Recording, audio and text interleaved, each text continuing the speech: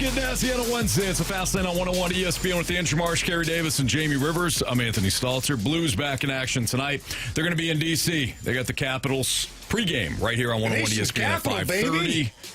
And the puck drop will be at 6:30. I've been to D.C., yes. Have you been this time of year? This time of year, no. I was... Carey, this time you must have been. I think it was usually early December. Japanese cherry trees when they were changing color. Oh, I think I have seen those. Oh, it's serious purdy. Nice. No, it's purdy. Did I tell you about my D.C. story?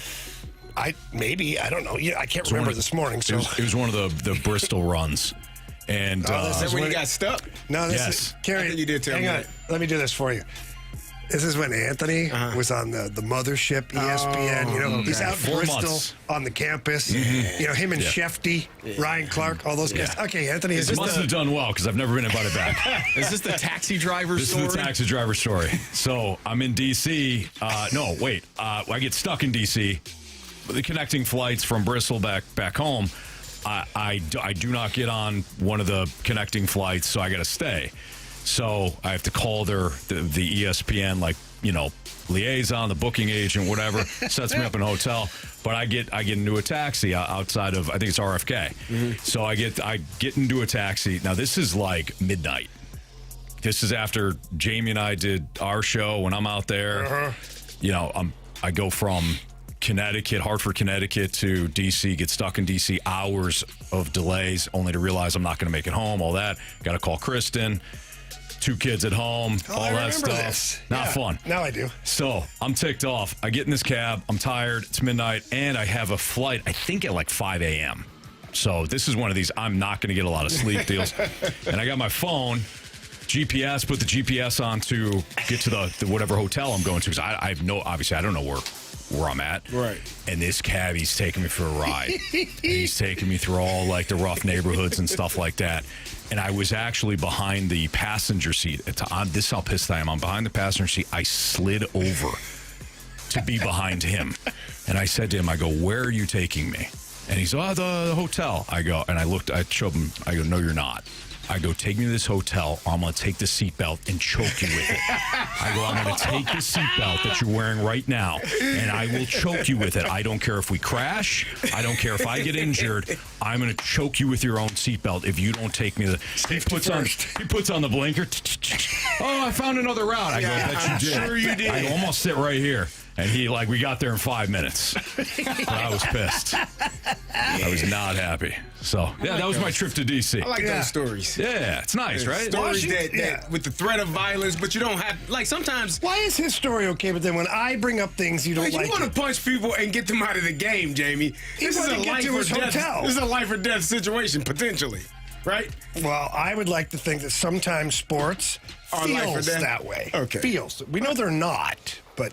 Yeah, I don't think you should punch an opponent in the face. Are you kidding me? To break his nose. Some of us got paid money to do that. Well, that's part of that was part of your game. I got paid to hit people really hard, too. Yeah. I wasn't going to hit nobody late. Well, you would have if it was a Super Bowl on the line. Nah. Well, I would have. I'd go hit the damn coach. Fall into their ankle. Or the mascot. Or the mask. See? Why you got to go there? He's just telling you your life story. Yeah, I'm just sharing what you've shared. Yeah. If I'm willing to hit a mascot, you don't think I'm willing to go after Shohei Ohtani? You will. I know you'd have asked. You would have just did it on your own. I wouldn't have said a word to anybody. The last guy. I wouldn't have said a word to anybody. All of a sudden, you see Shohei tapping out on the turf over there as I'm choking him. I am certain. Sorry, what? That they wouldn't have let you get that close to him. They probably had a guy or two just, hovering around. Hey. Watch. You'd see chalk lines around them, too. Well done. Waterboy from the Snake Pit goes, that taxi driver almost became sick. Yeah, I'm over there. All right, so the Blues are in D.C. tonight. Coming off the win. I mentioned this yesterday, guys. I love how Jim Montgomery's talking about we're a process team, right? We're process-oriented. And I think a lot of coaches and teams are. You need to be. But at some point, the process has to work. The process has to yield wins. You got to win the other night. I don't care how it looks tonight. I don't care if it's ugly and you didn't deserve a win and you got the puck just happened to bounce your way. You're good. I don't care how it looks. Yeah. You need to compile wins now because the unfortunate reality is while you may have liked your process, during the losing skid, you still compile losses. So 4-3, 5-4, 8-9, 1-0. Don't care. Get a dub tonight. I couldn't agree more. In my opinion, the hockey gods owe you right now. They owe you. You've had a lot of bad bounces, and I heard somebody the other day on the text line, Alex was reading it. Poor Alex got frustrated too. And somebody said, oh, well, the Blues got lucky with that bounce off the boards for Thomas. What? So? Wait, hang on, no. You're okay saying that, but you're not okay when we would say, there was an unlucky bounce. The shot was going 6 feet wide. It hit a player and went in. Well, you can't make up excuses. Right. So guess what? I don't care what happens tonight as far as how it looks. I don't care if it's a Picasso. I don't care if it's finger painting. I don't care. Get a W. Yeah. Get a W. Get this thing rolling. I don't care if Robert Thomas has a slap shot that goes off one of his teammates' heads safely, bounces off another teammate's head, off the organist and into the net. Fine. Or Don't if he care. shoots the puck, it breaks somebody's teeth who's standing in front, but it goes in the back of the net. We've seen it happen before. We have. Poor Big Walt. Yeah. TJ Oshie still Hell feels of a way terrible to get a about goal. that. Oh, man.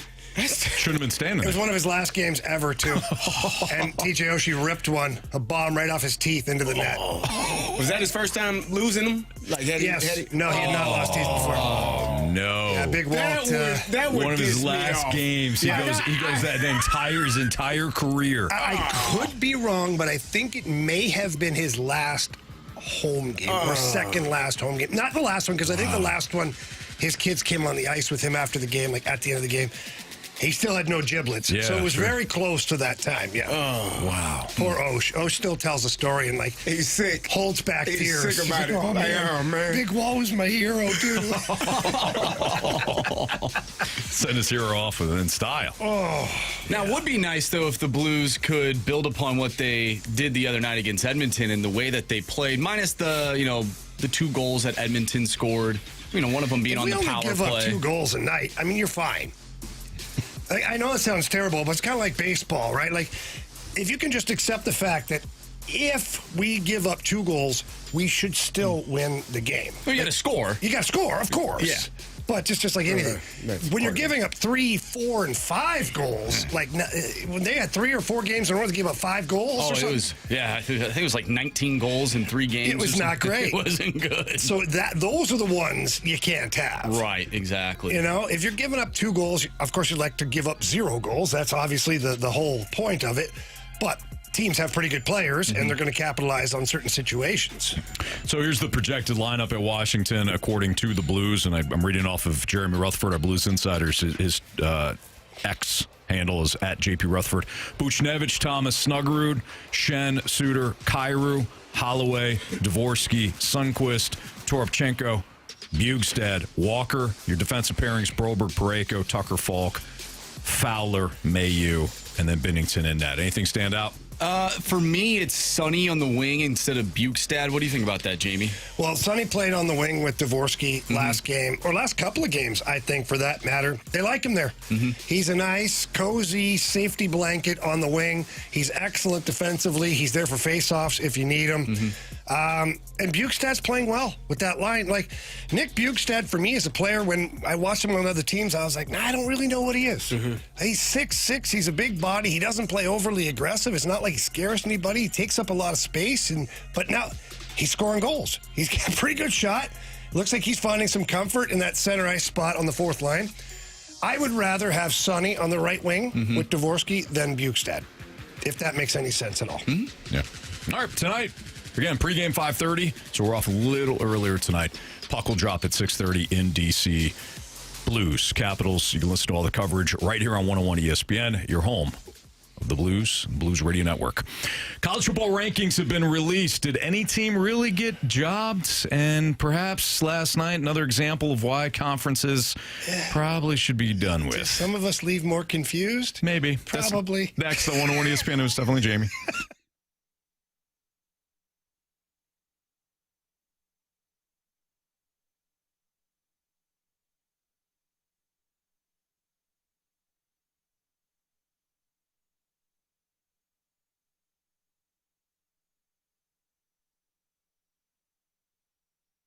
Missouri, get ready. FanDuel, America's #1 sportsbook, is coming soon. And starting December 1st, new customers in Missouri can get up to $300 in bonus bets when you make your first $5 bet.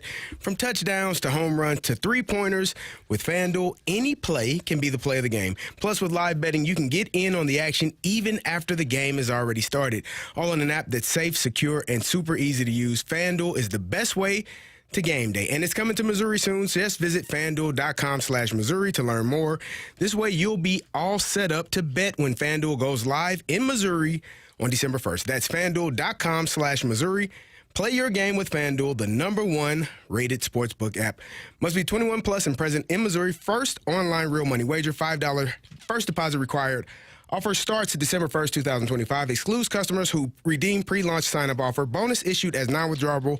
Bonus bets which expire 7 days after receipts. Restrictions apply. See terms at sportsbook.fanduel.com. Gambling problem? Call 1-800-GAMBLER or visit fanduel.com/RG.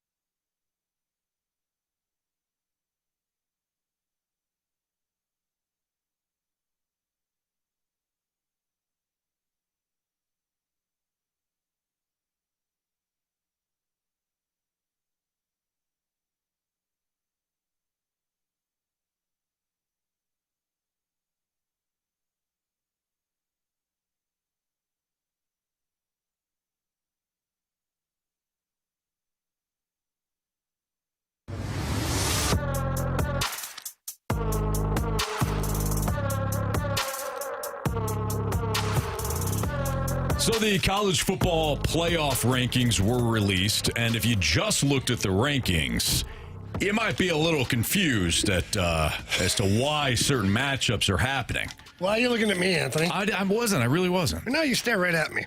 You know, like Texas is number 11. Texas is in. Actually, they're not.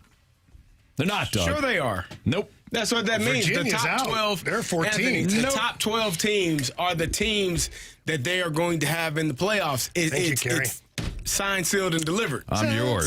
Delivered. I'm yours. No, no, that's not the case. No, Virginia, who is number 14, they would represent the ACC right now. Yes, you have your Question: hands up. Yep. Why the hell wouldn't they be in the top 12? Well, because a they're good not question, Carey. one of the best 12 in the nation, according to the College Football Playoff Committee. Yes, Gary. If you have to have an ACC team in, why the hell isn't Virginia in if they're the top ACC team? Why is there seven SEC teams in and not one ACC team in when there actually has to be an ACC team representing? Well, can I answer his question first? Or I is it an have more of a add-on? comment. Jamie? Yep. That was very well posed, and I agree with Carey. And then also, Carey. to piggyback off of that, because it kind of goes, coincides with that, then there have to be a group of 5 team that's represented as well, because I don't see either one of those conferences represented. Jamie? Yeah, quick question about what'd you say, the other conference? Group of 5. Group of 5 team. Yeah. Shouldn't they actually be in the top 25 at that point if they're going to be in a playoff without it being There's a joke? a lot of questions, Anthony. Well, if you could answer one of them, I'd greatly appreciate it. Well, actually, I can answer both of them. There has to be at least one representative from each of the Power 4 conferences, Virginia being in the ACC. Okay. They would be the representative for that conference. There also needs to be a group of 5 representative, and in this case, it would be Memphis. Neither of which. Memphis looking good. Okay. Here's the thing. The rankings that they release don't actually reflect what the playoff seeding would be because they feel as though the Texas, Oklahoma, and Utah are better than Virginia, so they haven't ranked as much, yet you still need an ACC team to qualify, so Virginia qualifies. And they think that everybody in college football is better than Memphis, which is why they don't have them ranked. So why the hell did they even have us sit there for that? I got a question. Oh, go ahead. I got a question. If that's the case, shouldn't Virginia be ranked 11th and Memphis 12th if they have to automatically, and just for the purpose of the visual exercise of looking at it? Just for the exercise. Thank you. Well, no, because they have the playoff bracket that you can look at, which would be a representative of But what if I just the want to actual look at the matchups would be. rankings? Well, then you can look at the rankings. So when I Joe fan, casual fan that doesn't know anything about Joe, football, go and ahead. I look at these standings, and I don't see Memphis on this 25 at all. But then when the college football playoffs actually start, Memphis is in. My head is going to explode because I'm gonna be like, what the fast lane just happened? Wouldn't it be better, What Carey? type of madness is this? But wouldn't it be better, Carey, if 11 and 12 on this were just designated for those lower ones? We just put them there for the sake of the exercise so that when you see it why not? visually Yeah. in the bracket, you'll be like, well, yeah, Memphis is 12. No, because they still need rankings, guys, because each and every week they'll redo this. And if they have Virginia ranked 12th, yet they don't feel like they're the 12th team in the nation. But they have to They would have to then reshuffle that. But they also have to be a top 12 team. They are. Regardless. No, they don't have to. I don't find this to be confusing at all. There has to be an ACC representative, and it's Virginia. Oh, well, I guess if you're you got- smarter than us, eh, Marshy? Yeah. Clearly. All right. Because College guy over there. if you have the rankings and you're telling me that I'm on ESPN.com, it's a pretty reputable site, Gary. You can check this. It says college football playoff rankings. And then I go 1 through 12, and I'm an intelligent college football fan. I know that the Marshy top doesn't 12 think so. teams are the 12 teams that actually get into the playoffs. Why in the hell wouldn't Is there an ACC Virginia- team in there? No. Then that's and there's not a group of 5 team in there either. Nailed it. Then Why what wouldn't they just the put them in there hell when they are can reshuffle the doing? deck every week? Because it's not. Because Memphis wouldn't be the 12th best team in the nation. Oklahoma is. They are the 12th best playoff They are the ranked 12th team. Yes. Then go to a different site. Okay, Go to the what site? bracket. Well, why do I have to go? Why do I have to go to the bracket? It says You guys rankings. literally can't click on another page here. Nah, go to ESPN to get all my information. Then go to my another information. website. Why do I have to go to another site Why do within I the have to work website? harder? Correct. For the information. If you can't explain it to a 5-year-old, you don't know it yourself. Doesn't make sense. That's what I was taught. Now, if you can't explain it to a 5-year-old, I was you taught don't know that it by a yourself. 5-year-old. There you go. He looked at you like, what the hell are you saying? Yeah. You're like, he told you. You don't know what the said, hell you're talking about. If you can make me understand, the whole world will there understand. you go. Here's the better question. Should college football get rid of these conferences? Yes. Yeah. Sure. Oh. I mean, really? They should. Get rid of the conferences. Who I cares? mean, what difference does it make? Exactly. None. If you're telling me Memphis has to be in because they have to have a group of 5 representative, and you're telling me that Memphis isn't even one of the top 25 teams in the I country, don't even know if they're a top 30 team, to be honest. well, then what's the point of it all? Right. I'm Because with do you think Memphis is going to go on some? This is not. Let's be You're clear. shoehorning in Let's be certain clear. teams. This is not the NCAA basketball March Madness bracket. Like, you can't get a 16 team to make it to the Elite Eight. Like in basketball, you can, right? You can find a 15 seed or a 16, because most times it's fairly equal in terms of talent. This ain't going to be the same level of talent for Memphis versus, I don't know, Georgia. Ole Miss. Oregon. And so if you're telling me that this team has to be in, then they should be in the top 25 and they should be in the top 12. Let's just do that. Or don't have them in at all because this is a dumbass bracket and a dumbass ranking. Get rid of the conferences. And you wasted my damn time showing me the top 25 teams, showing me the top 12 teams, and then say, oh, by the way, surprise, surprise, Virginia and Memphis are actually 13, 11, and 12. Just want you to know that. Well, why aren't they ranked there, sir? I don't have an answer for you because it doesn't make sense. Anthony, I said this to you in the office. I said, as much as the NCAA has gotten it right by going away from the 1-2 team playing for the national championship, then to 4 teams, then to, 8 teams, and now they get to 12 teams. I think 12 is the magic number. Go to 16. Well, you could. I'm not going to hate it, Carey. I'm not going to fight you on that. But the point is that in making it less confusing, they've made it more confusing because of the conferences. I think it should just be, regardless of conference, where you're actually ranked. That's how you're going to get the 12 best teams. If you put Virginia in there, they might put up a fight because they're 14th. At least they're friggin' ranked. But Memphis against they'd be up against Ole Miss. That's a blood donor game. For what? If I'm another team, I'm like, well, I want to be where Ole Miss is then in the rankings. I want to play Memphis first. Right. I mean, it just doesn't make sense. If you're going group of 5 team, how do you know that San Diego State isn't a better team than Memphis? They're 7-1.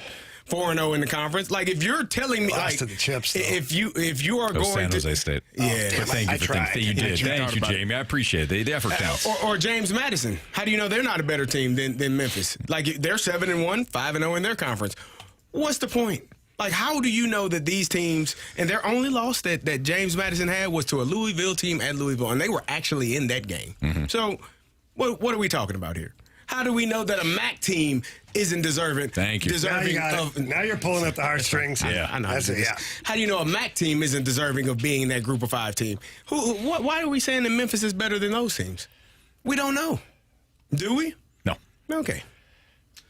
How do you know that? Are you giving up? I'm not fighting against the fact that the conferences. This becomes a weird year. Yeah. I'm with you guys. Virginia being the 14th best team in the nation, they shouldn't automatically get in just because they play in the ACC. They should get rid of the conferences. No, but at least they're 14th. Right. They're not 32nd. Sure. Now, there have been years where the group of 5 teams have been completely overlooked because they're just a group of 5. But if they were to be ranked in the top 12, I got no problem with that. I got no problem with whoever. If Memphis was unbeaten and they're destroying everybody and they wound up 12th, cool. Let them get their shot. But this year's Memphis team, no. Well, Memphis is 22 in the AP top 25, so they are ranked in that. In the AP, right. In the AP, and they're the highest ranked AP team for the group of 5. Your logic, though, with how do you know Memphis is better than James Madison or pick whatever team that you want to throw in there? How do we know that Texas A&M isn't better than Ohio State or Texas A&M isn't better than Indiana? We don't. But they are in the top 12. Yeah. They get Absolutely. a chance. There's a chance there. What I'm talking about is the teams that don't even have an opportunity. You don't know that Memphis is better than James Madison. You don't know that Memphis is better than any team from the MAC. You have no clue. At least they're the highest ranked team, though. But that doesn't mean that they're better. Okay, that's just that's a group of say that with any team even not in necessarily. The group of 4. I can say Indiana is better than Iowa. They beat them head to head, and Indiana is a juggernaut. When you have teams that play like teams or have common opponents, you can kind of decipher, and the eye test will tell you these teams are better than that team. But a team like Memphis, a group of 5 team, I don't know how good Virginia is. Virginia might be really good. I think what Carey's trying to say, and I don't want to speak for you, of course, and I'm going to try to explain this, is the pool of teams that Carey's talking about, that pool of teams, there's way more uncertainty as to who's better than who.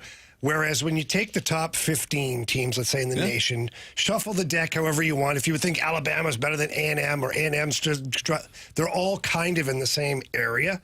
So it's easier to rank those teams than the big pool of like question mark teams. I understand that. You know, with Virginia, for instance, I don't think Virginia is that great of a football team. But, you know, then you miss out on maybe what happened last year with Arizona State. You know, Arizona State, Big 12, that's another conference where you're like, it's not Big 10, it's not SEC. Arizona State took Texas to the brink last year. Yeah. They did. So, you know what I'm saying? Like, sometimes that's the point of the playoff. Yeah, that's right. the point You're of always, the playoff. But I always think going to ultimately, get, if you get rid of the conferences. And if you get rid of the group of 4 thing or the group of 5 thing, then none of these teams will ever have a shot. They never will. Then they need to figure out a way to make their schedule tougher and play some opponents that give them better opportunities to have better wins against some of those opponents. Like and that's what not having a conference will do. If you have a free-for-all and anybody can play anybody, then you can have Memphis playing against Georgia and actually seeing, okay, we are as good as them or we are competitive against them. But right now, you don't know because the conferences are aligned where such. The Big Ten and the SEC are clearly the 2 best conferences in football. You have no clue what the ACC is. I thought Georgia Tech was going to be one of those teams. I still don't know.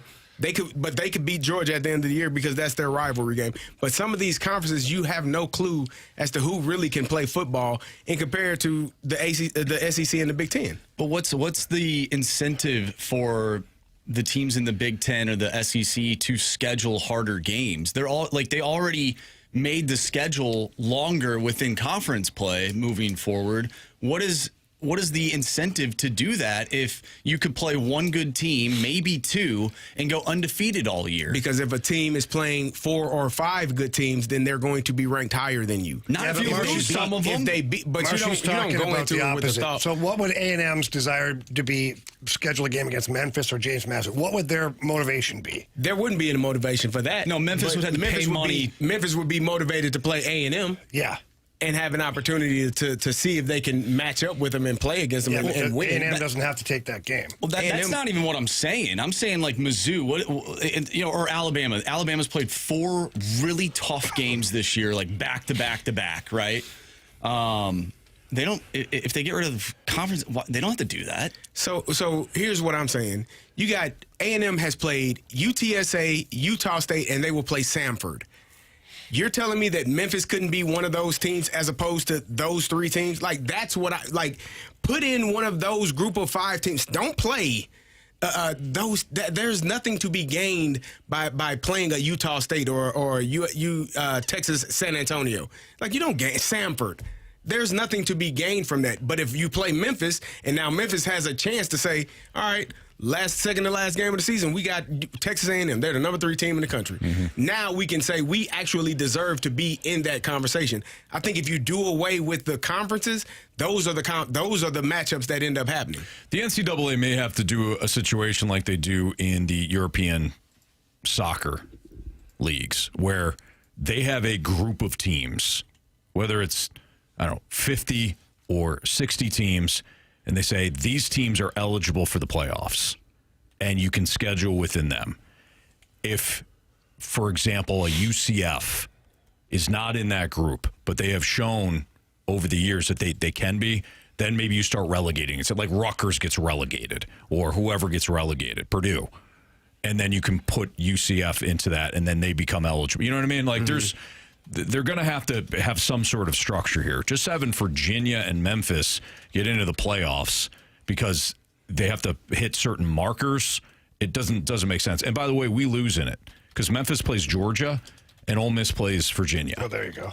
As opposed to having, and I know all this will change, but as opposed to having maybe Oklahoma or Texas. So I know I've been bitching about Texas, but Oklahoma playing Georgia as opposed to Memphis. You know what I mean? So I just find it beneficial for these conferences to be represented, regardless of how good, because there's going to be a point in time where like the ACC will be good again, and maybe the SEC or Big 10 or Big 12 takes a a spill or whatever, and then you have a group of 5 team in there just to represent the group of 5. Like, I don't understand why that's such a bad thing to have these teams. Like, they do that in other sports where you win your conference or whatever, you're in the dance. That's a part of it. It doesn't matter. And that gives opportunity to a team that isn't, a one-loss team. Maybe they're second, they play in the conference championship game, and that makes it exciting. I'm fine with opportunity if you earned it. There are more times than not, Marsh. You're right. There's a UCF or whoever that's unbeaten, and it's like, man, I'd like to see it. Well, this Boise year was that team for a number of years. Boise forever. But like Memphis this year, it's like, I can't get on board. You didn't earn it. Boise was that team last year, and they almost went to Oregon and beat them. So the notion that these teams can't play with them is, to me, it's absurd. I watched Ashton Genty go for 200-plus yards or close to 200 yards and a couple of touchdowns against the number 1 ranked Oregon team, and they almost beat them. Then he got shut down against Penn State. He did, but again, that's at any given moment, anything can happen. So you have no clue. You can't tell me that these teams. You need to be able to see it. Like, and you're not going to be able to see it because the conferences are telling you this conference is much better than that conference. How do you know? You don't, because there are teams in every conference that can be elite, and if they get that opportunity, they have a chance to win that game. TCU made it to the national championship game a couple of years ago. Now, they got smoked. But nobody expected that team to make it to the national championship game. You don't know. So give people, you just have to me, the conferences don't tell the whole story of who is the best team in the country. You got to be able to play against everybody. I think Anthony's idea probably reigns supreme in this one. Get rid of the conferences, in my opinion, and you take the top 40 teams in the country and you force them to all play each other in some way or another. Mm-hmm. At some point, Memphis would have to play Ohio State. And I'm just whatever the. But if you're a top 40 team, it means you should be able to hold your own in some of these games. Now there will be blood donor games, and we know then that team will be relegated out of the top 40. Correct. I think the idea is good. Well, let's run it up the food chain there.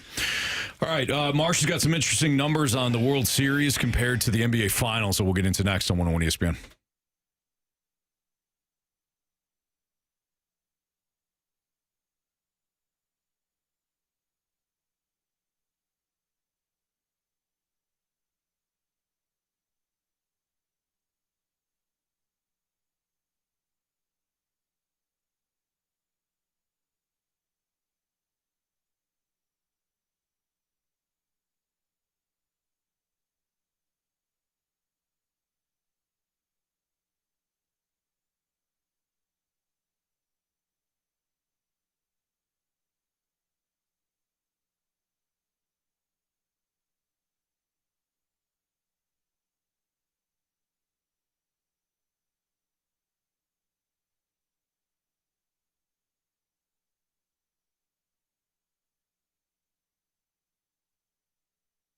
Cheap, cheap, fun, fun.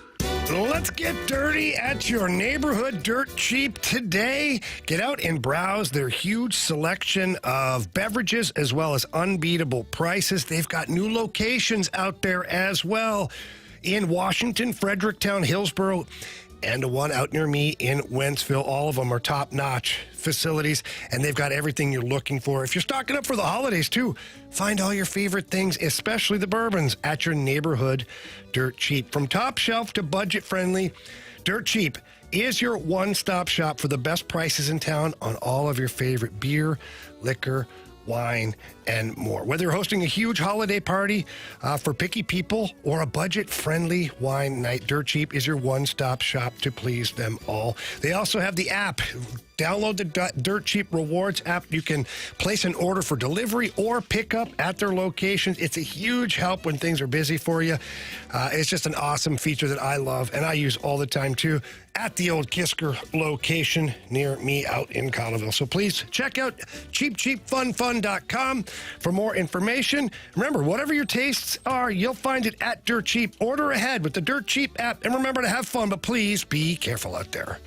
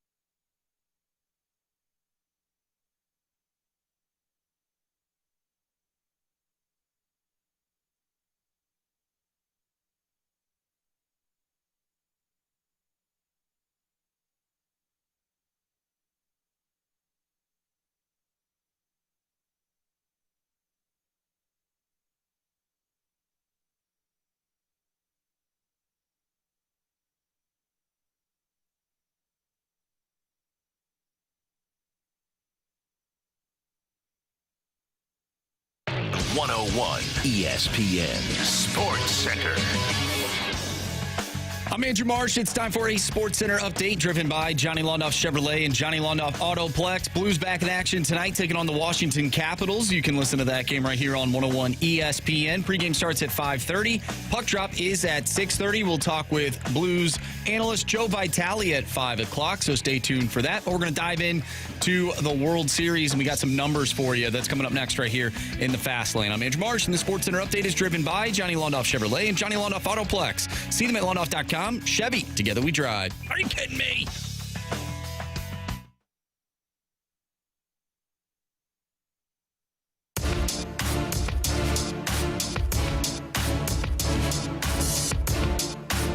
All right, Marsh, you dove into some of the numbers, the TV ratings from this year's World Series. They're astronomical. They're great. No surprise there. The Dodgers, the Blue Jays, a very competitive series. Everybody started to watch if they weren't tuned in already. But in relation to the NBA Finals, this is where you kind of unearth some nuggets. Yeah, I found this to be interesting. So Game 7 for Major League Baseball, thrilling game. That game averaged 25.9 million viewers, while Game 7 of the NBA Finals averaged 16.4. Now, in the United States and Canada, as well as Japan, roughly 51 million viewers experienced that thrilling Game 7 between the Dodgers and the Blue Jays, which made it the most watched MLB game in 34 years since Game 7 of the 1991 World Series. My question is, do you think that this is due to the Dodgers? Is it coupled with a team that took them to the brink? And my main question is, like, you know, we've discussed it. Are the Dodgers actually good for baseball? Well, the numbers bear out. The Dodgers are part of one of the most watched baseball games in a long time. Are the Dodgers actually good for baseball? I think the key is the Blue Jays, though. I think the key is the Blue Jays. I think there's two keys. I think that's key number one. I got the second key. Okay, your key. Shohei Ohtani. Yeah, that's true. And that's Yamamoto. True. International. Like, yeah.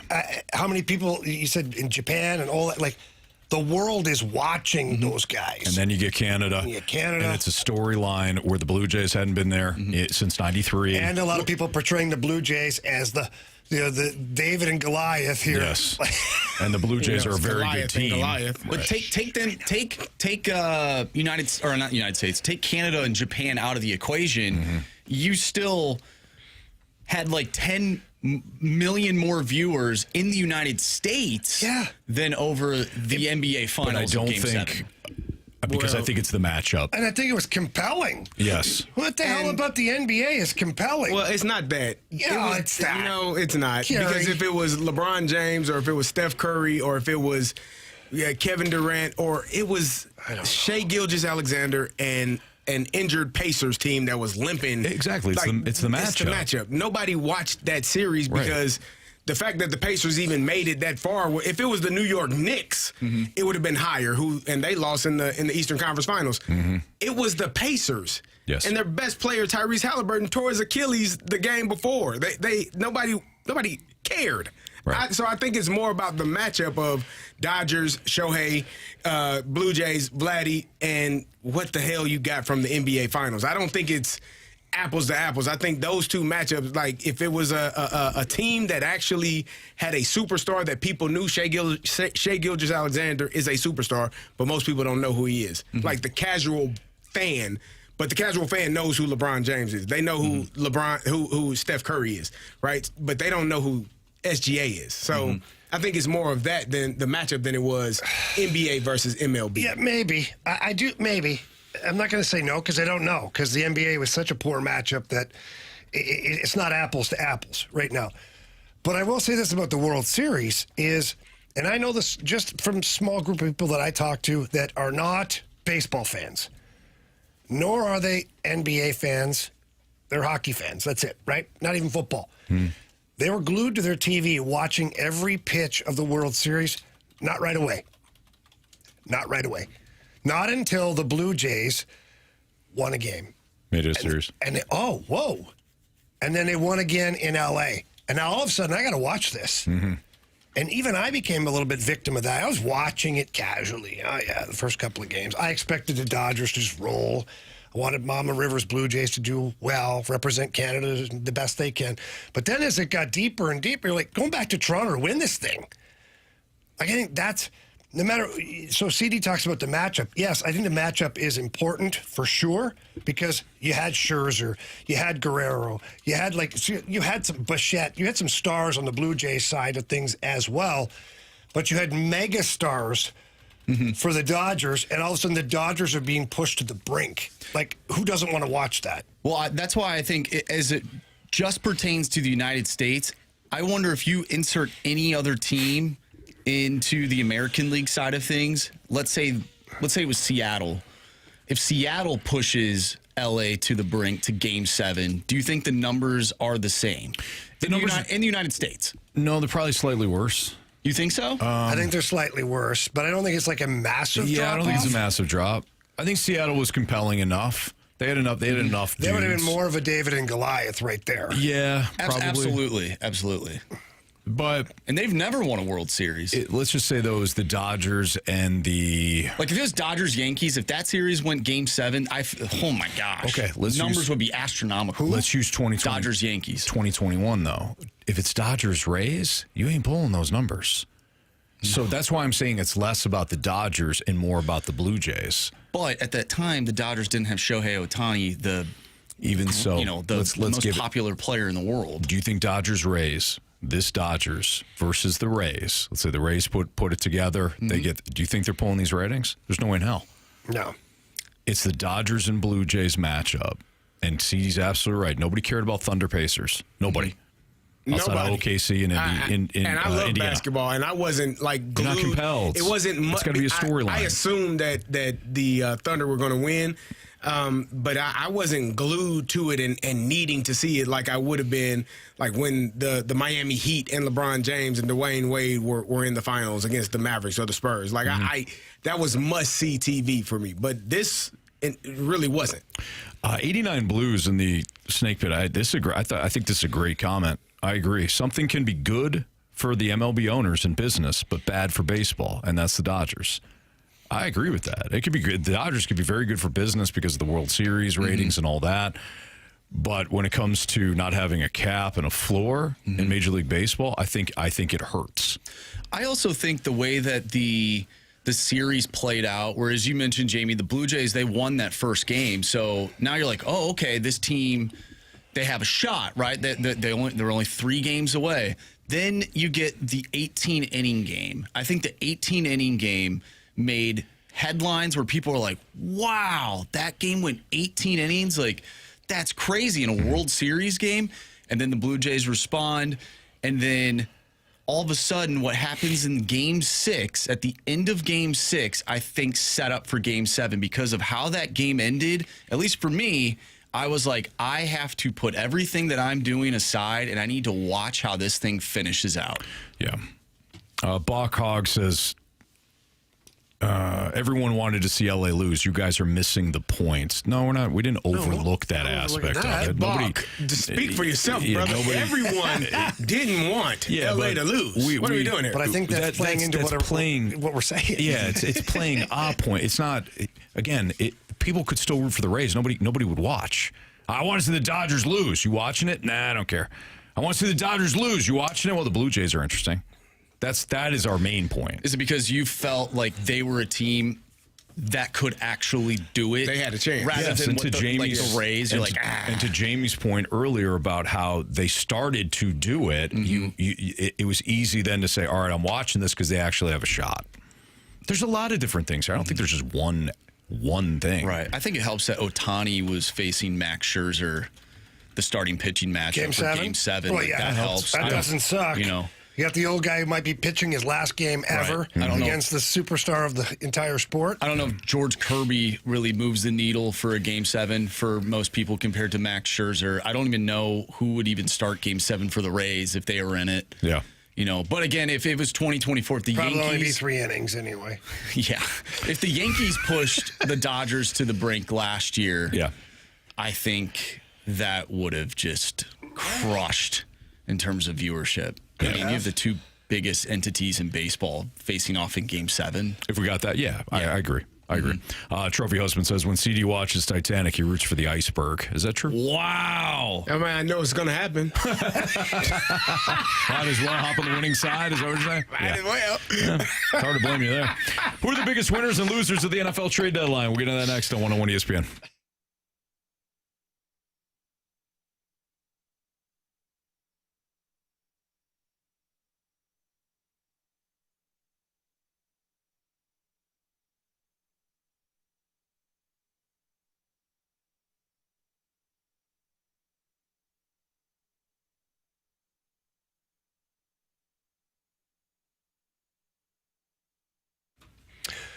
Selling your home can be stressful, especially if you haven't done it in a long time. So maybe you've been in your home for 10, 15, 20 years. I mean, congratulations. You've been in a great spot for a long time. But now you're downsizing, or you're just moving to a different area and you're unsure of what to do or what the price is for your home. Don't worry about it. Listen to me and call Gloria Lou with your home sold guaranteed realty. Gloria Lou knows exactly what's going on in the St. Louis market and the surrounding area as well. So instead of sitting there guessing about things, give her a call, talk to her, have her come over. There will be certain little improvements you have to make to sell your home quicker, but then she will list your home for the right price that'll get you the most money possible and sell quickly. No headaches at all. You put your listing out there and boom, 24,000 buyers in waiting from Gloria Lou, a bunch of them with eyeballs on your home. And that's how you get the price that you want and sell quickly. So without waiting anymore, give Gloria Lou a call. Tell her Jamie Rivers sent you in.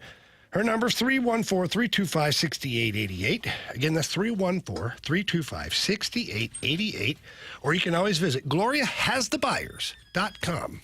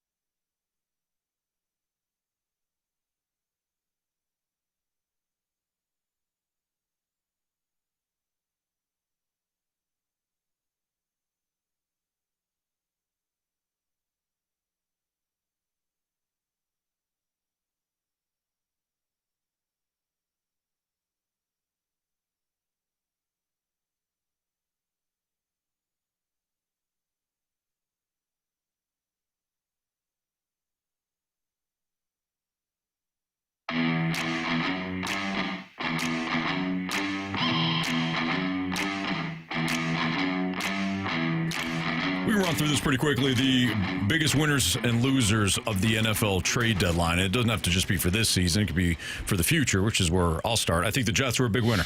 Agreed. Now, CD, you brought this point up a couple of times yesterday. I couldn't agree more. It's not just getting the picks. It's how you use the picks. Are you going to actually use this to start a rebuild that could actually set your team up for success? If you do, great. The opportunity's there. If you waste these picks, then you're just going to be right back where you started from. But I think they made the right decision in trading off the assets. I do think there's a little loser to the Jets too, though. Why they hung on to Breece Hall, I don't know. He's a free agent at the end of the year. He's a running back that has had injury issues. That's weird. You could have sold him to the highest bidder. Now, do you get a first-round pick? No. Do you get a second-round pick? Maybe not. But even a third-round pick and maybe some compensation, Right. Future compensation, I'd be good with that. So I was a little surprised there. Otherwise, I thought the Jets did a good job of trying to rebuild. I do too. I think they did a great job. They got 4 draft picks for those 2 picks that they got rid for those 2 players that they got rid of. 3 first-rounders and a second-rounder. That is going to set them up for their future tremendously. As long as they, again, draft the right players, you get 4 guys in those first 2 rounds, you're going to be set up and be able to build your roster in the direction that Aaron Glenn and I'm sure that the staff and organization want them to. So I thought that was outstanding. Another team that I think did a really good job was the Philadelphia Eagles. They made a couple of moves quietly. They added Jair Alexander, a veteran corner. They added a couple cornerbacks, and then they added Jalen Phillips from the Miami Dolphins. And they also bringing back Brandon Graham. Like, they've had trouble defensively, both because of the injuries that they've sustained, Nolan Smith missing time. Like, they've added some players that are going to just shuffle throughout that front 7 and be able to get after the quarterback and bring more guys after you and try to wear you down defensively, wear you down offensively. So I think they did a fantastic job. Howie Roseman does an outstanding job both in drafting and developing those players, but also going out and making trades to help bolster this roster to be able to make a final push down towards the end of the season. The Colts, I don't know. We'll see. I mean, adding Sauce Gardner is a huge get, but we'll see if it pays dividends. It should, but you had mentioned in the office to me, doesn't he have more penalties than any cornerback right now? He was leading the league. I think he was leading the league in defensive holding penalties at one point. So kind of negates your number one status. Kind of handsy. But I don't mind the Colts' approach going all in. I don't know if I would do it for a corner.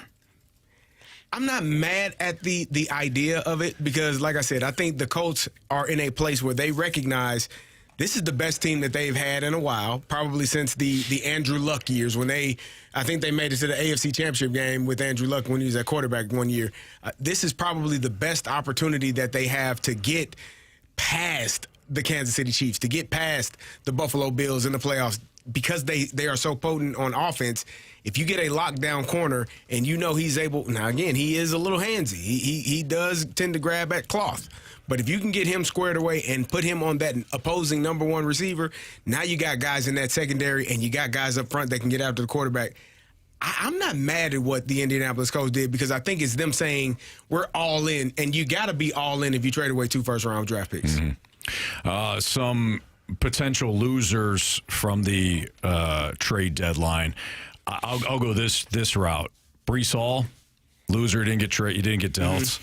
Kirk Cousins didn't get dealt. I don't know what teams saw or didn't see from him in that Dolphins game that didn't make them demand that they have Kirk Cousins. I mean, he threw the ball 4 feet several times in that game. I don't think the Kirk Cousins. I think you're stuck with him. I think he's a nice depth piece for sure. I mean, if you didn't have Kirk Cousins, who would you just start at quarterback? Literally anybody. Well, but you had a name. Drake London. I would have put Bijan. He was. I would have put Bijan in Wildcat. I wouldn't have thrown the ball. Do you think the Cowboys are a loser in this whole trade scenario? I mean, going back to trading away your franchise defensive player, Micah Parsons, do you think that they are a loser in what they've done? Because what does Logan Wilson, I thought he was outstanding like 3 years ago for the Cincinnati Bengals when they could actually stop people. They ain't been able to stop nobody in a couple of years. So I don't know what value that adds. And Quinnen Williams, I actually do like Quinnen Williams a lot. I think he's a hell of a defensive tackle. I think he does an outstanding job in the run game and in the passing game. Like, he's quick. He's able to get to the quarterback. He does a lot of really good things. But I don't know that makes you – those two additions aren't going to make you a playoff team, in my opinion. I mean, I guess it depends. They got one of their other first-round picks, right, that they got from the Packers. How many of the first-round picks they have left? Oh, I don't know. So I believe they gave up their first-round pick to the Jets for next year. They gave up this year's second-round pick, if I'm not mistaken. So it depends on what they do with those other picks. Yeah. You know, if they land a premium pass rusher with that pick, then essentially for this year. For this year, this year, yeah. But I don't think that Micah Parsons. I like Micah Parsons. I don't think Micah Parsons is the difference between the Cowboys being a contender in the NFC East and them not. Do you? Micah Parsons? Yeah. Like, if we're being generous, what is Micah Parsons worth? Another win? 2 or 3. You think 2 or 3? Wow. Yeah. Then the Packers got a steal then. Yeah. They gave up 2 first-round picks for him. Well, he didn't do anything this past weekend against Carolina. The Panthers? I don't think he had any pressures.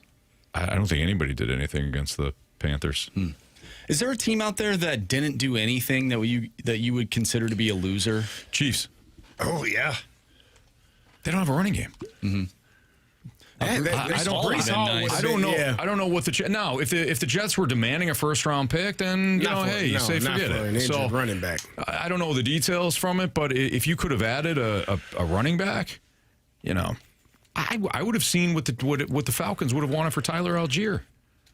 I don't think they were giving it to Tyler. Free agent. He's a free agent at the end of the year. I highly doubt they're going to pay him. If the Chiefs could have flipped the Falcons, I don't know, a 4th rounder that could have turned into a 3rd on certain things, that I would have looked at that. Algier would have been a huge boost to Kansas City if you didn't want to go the Breece Hall route because the Jets are trying to hold you over the coals. We had a texter say the Chiefs offered a 4th, but I guess the Jets allegedly wanted a 3rd. And then USA Today says the Chiefs reportedly wanted Breece. Here's what the Jets turned down. And I'd have to get back to you on that. 3rd, 4th, dude, you trying to win another Super Bowl? Yeah, I would have given him a 4th that could have turned into a 3rd if he hit certain benchmarks. Like that to me would have been an easy one. So in that case, if that's the story, then I think the Chiefs come out a loser. Now, it doesn't mean they're not going to win the Super Bowl, but they're not going to win the Super Bowl. Boy, you could have added to your running game big time. Philly's going to win the Super Bowl. No question. It's a Fastlane on 101 ESPN. Is it a foregone conclusion? The drink is gone? Talk about that next on 101 ESPN.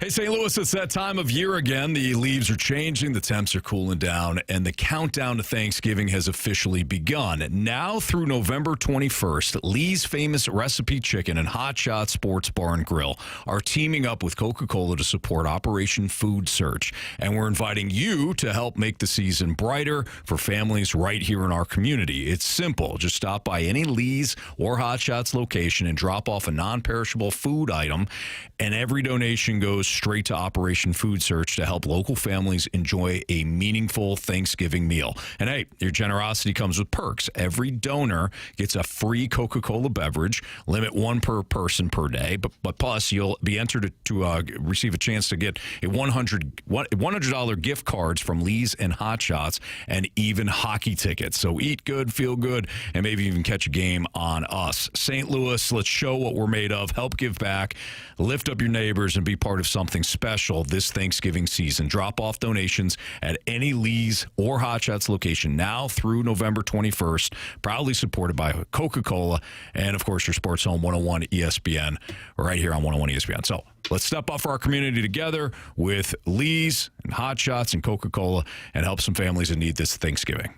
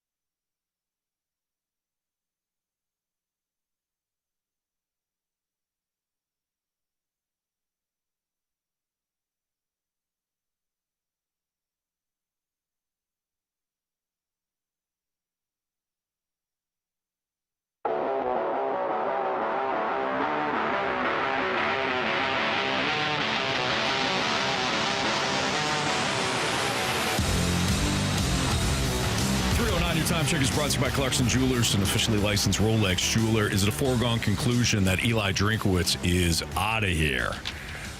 The betting odds have him as the favorite to land the Penn State gig. I don't know how much we could take from that, though. There really aren't. His name is going to be at the top of most of the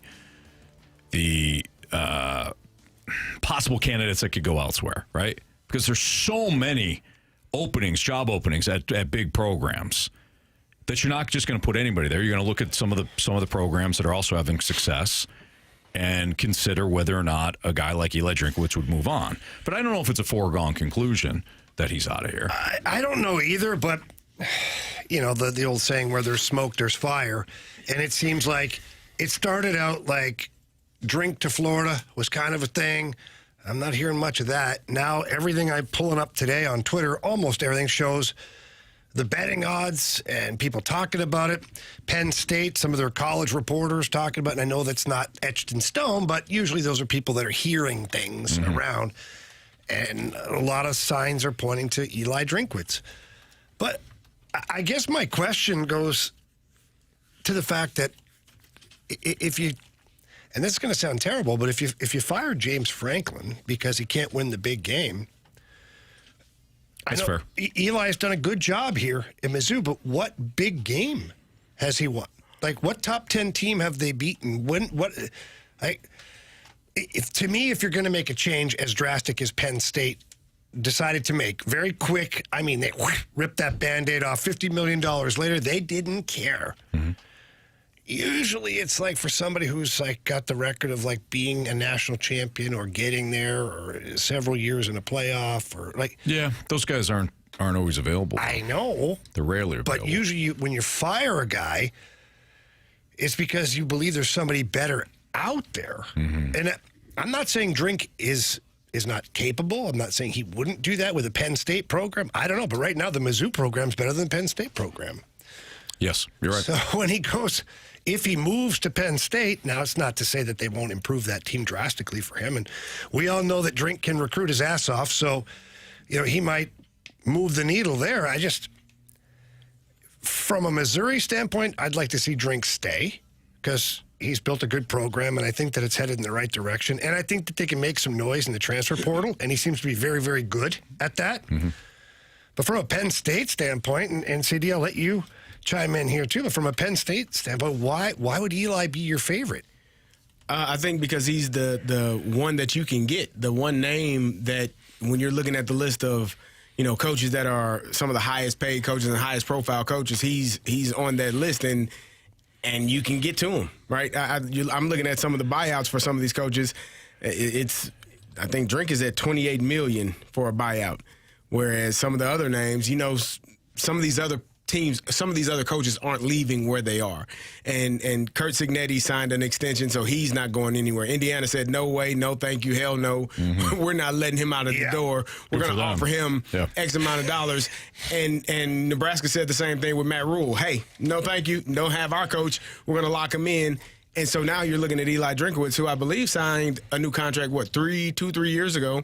But you're at the point now where either Mizzou is going to have to come to the table and say, we value what you've brought to our program to the level of we're going to pay you top 10, top 5 dollar amount for being our head coach, or Penn State is going to walk in and say, hey, we'll pay you this amount. Mm-hmm. And money talks. It is a business. The same thing that these young players do when they get to go and choose what school they want to go to based on how much NIL they're getting and how many opportunities they're going to get. Coaches have been doing that for years, which is why I always felt like when the NIL presented itself, this was a fair market for everyone now because coaches come and go as they please. So if Penn State is going to offer him, I don't know, $10.5 or $11 million a year, I think it would be hard for him to turn that down. And I think Mizzou would have to pony up or they're going to be looking for a new coach. And you generally go after the coach that is the hot name, right? Mm-hmm. He right now, I think Drink has gotten Mizzou. He's done a fantastic job. But he's probably looking at it and saying, this is about as far as I can go with this program. Penn State is a step up in terms of blue blood programs and having more opportunities to be in a college football playoff and potentially winning a national championship. What do you think? You don't think the landscape has changed a little bit, though, CD? Given NIL? The more things change, what, Anthony? More things stay the same. There you go. It's Penn State, right? There are. I said this yesterday. There are programs that when you mention their names, it's different. Mm-hmm. And unfortunately, Missouri and Illinois are not one of those programs. Penn State, Florida, LSU, those are name brand programs that people and recruits look to. So how do we think it works out, though? So let's say Eli Drinkwitz signs with Penn State. 2 years from now, what's the headline say? Who knows? I can't speak to that because I don't know. I just don't know if he's the guy. I don't know what caliber player he's going to, because as much as you, again, you can say, well, players can go anywhere. You can go to the NFL from anywhere. You can do this. The players that you're going to get, the caliber of players that you're going to get at Penn State are not the same caliber of players that you're going to get. But that doesn't Missouri. mean he's going to be a winning coach. Yeah, if I got better players, I bet I win more games. That's just my opinion. Does he win the big games? That's hard as hell to because do. all the other big programs are getting Ryan Day NFL-ready players Ryan Day finally won the big game, and they wanted to fire his ass, and he's got like 10 losses. That's because he lost to Michigan. You can't lose to Michigan. He's got 10 losses, I believe, in his entire career. Penn State's rival? Yeah. They don't know. Okay. It was. I think it's Pitt. I think they have the backyard brawl. Yeah, it's dumb. But they don't have. It's no Central Western. Maybe that's West Virginia backyard brawl. I don't remember. That's what it is. Yeah, West Penn. Virginia. Yeah. Penn State doesn't have a big rival. No. They're just Penn State. That's nice. Yeah. Could be a big football game. That could be their big rival. Big football game? The big football game? Yeah. That's their rival. Oh. Oh, come on. Wow. Winning Well played. a big football game. Got it, because they were, they always fight that. Do you think Penn State could go in like the Indiana route where you try and find the next Kurt Signetti? That's what I would do. Like a guy, even though it's not a huge program, like where he came from. Yeah. The guy's a winner. Find a guy find the guy that wins at damn near every level. And in fairness, I know he's being piled on now. That was Brian Kelly. Brian Kelly won at Grand Valley State University in Michigan. Well, and Kalen DeBoer too. Yes, exactly. So Brian Kelly goes from Grand Valley State to Central Michigan. He won a MAC championship there. Goes to Cincinnati. Did fairly well there. Then to Notre Dame. Won as much as you can win at Notre Dame, given the recruiting limitations that you have. And then, finally ran out of success at LSU. But find that type of guy that has just climbed. Urban Meyer was that guy for a while. Bowling Green, Utah, then to Florida and Ohio State.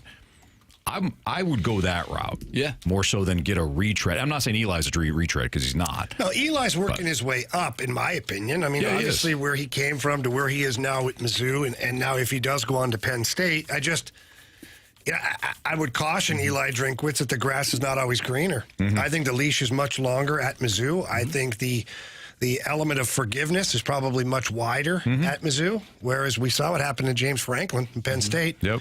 What have you done for me today? Well, nothing. How about tomorrow? You lost again. You're gone. Goodbye. But it could be the same thing at Mizzou, and you could be. I don't think so.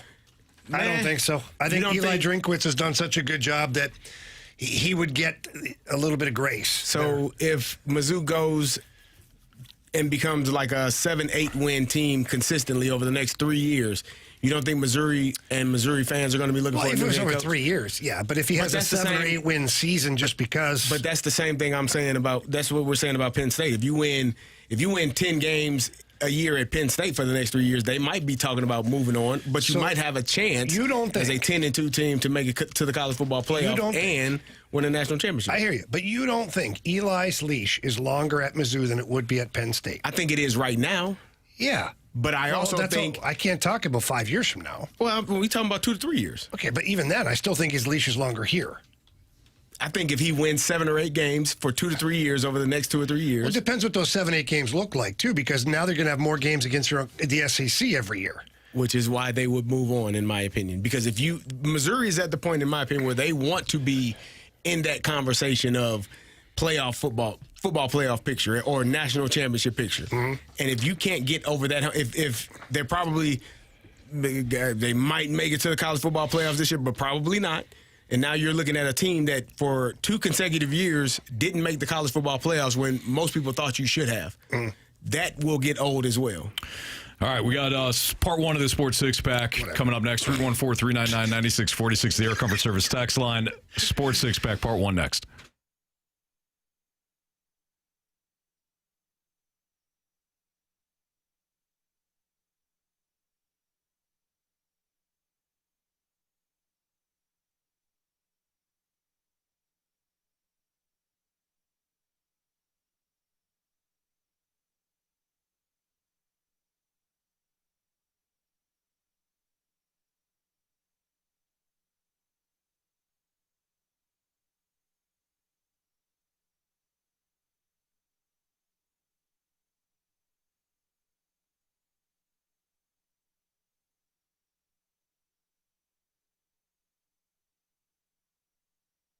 Zwickle Light, the unofficial beer of St. Louis hockey. Let me tell you about this beer. It is fantastic.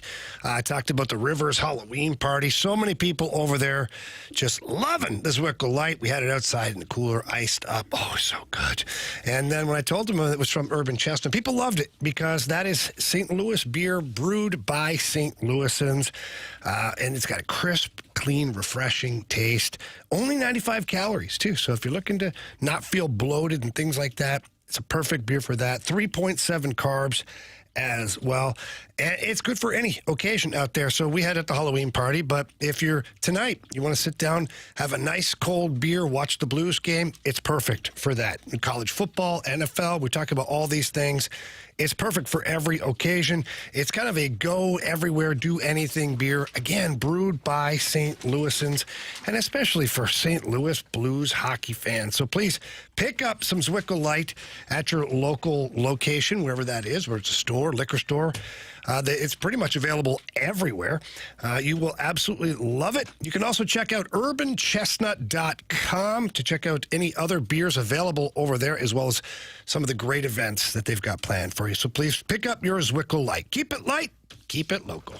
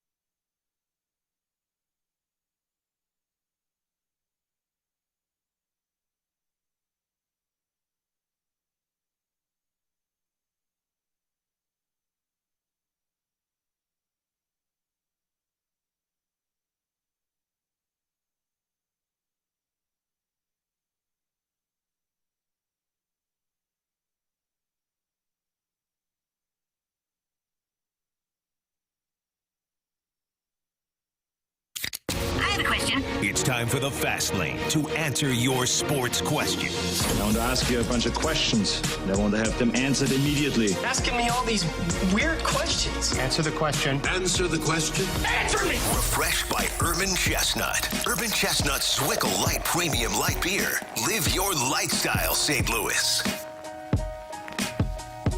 All right.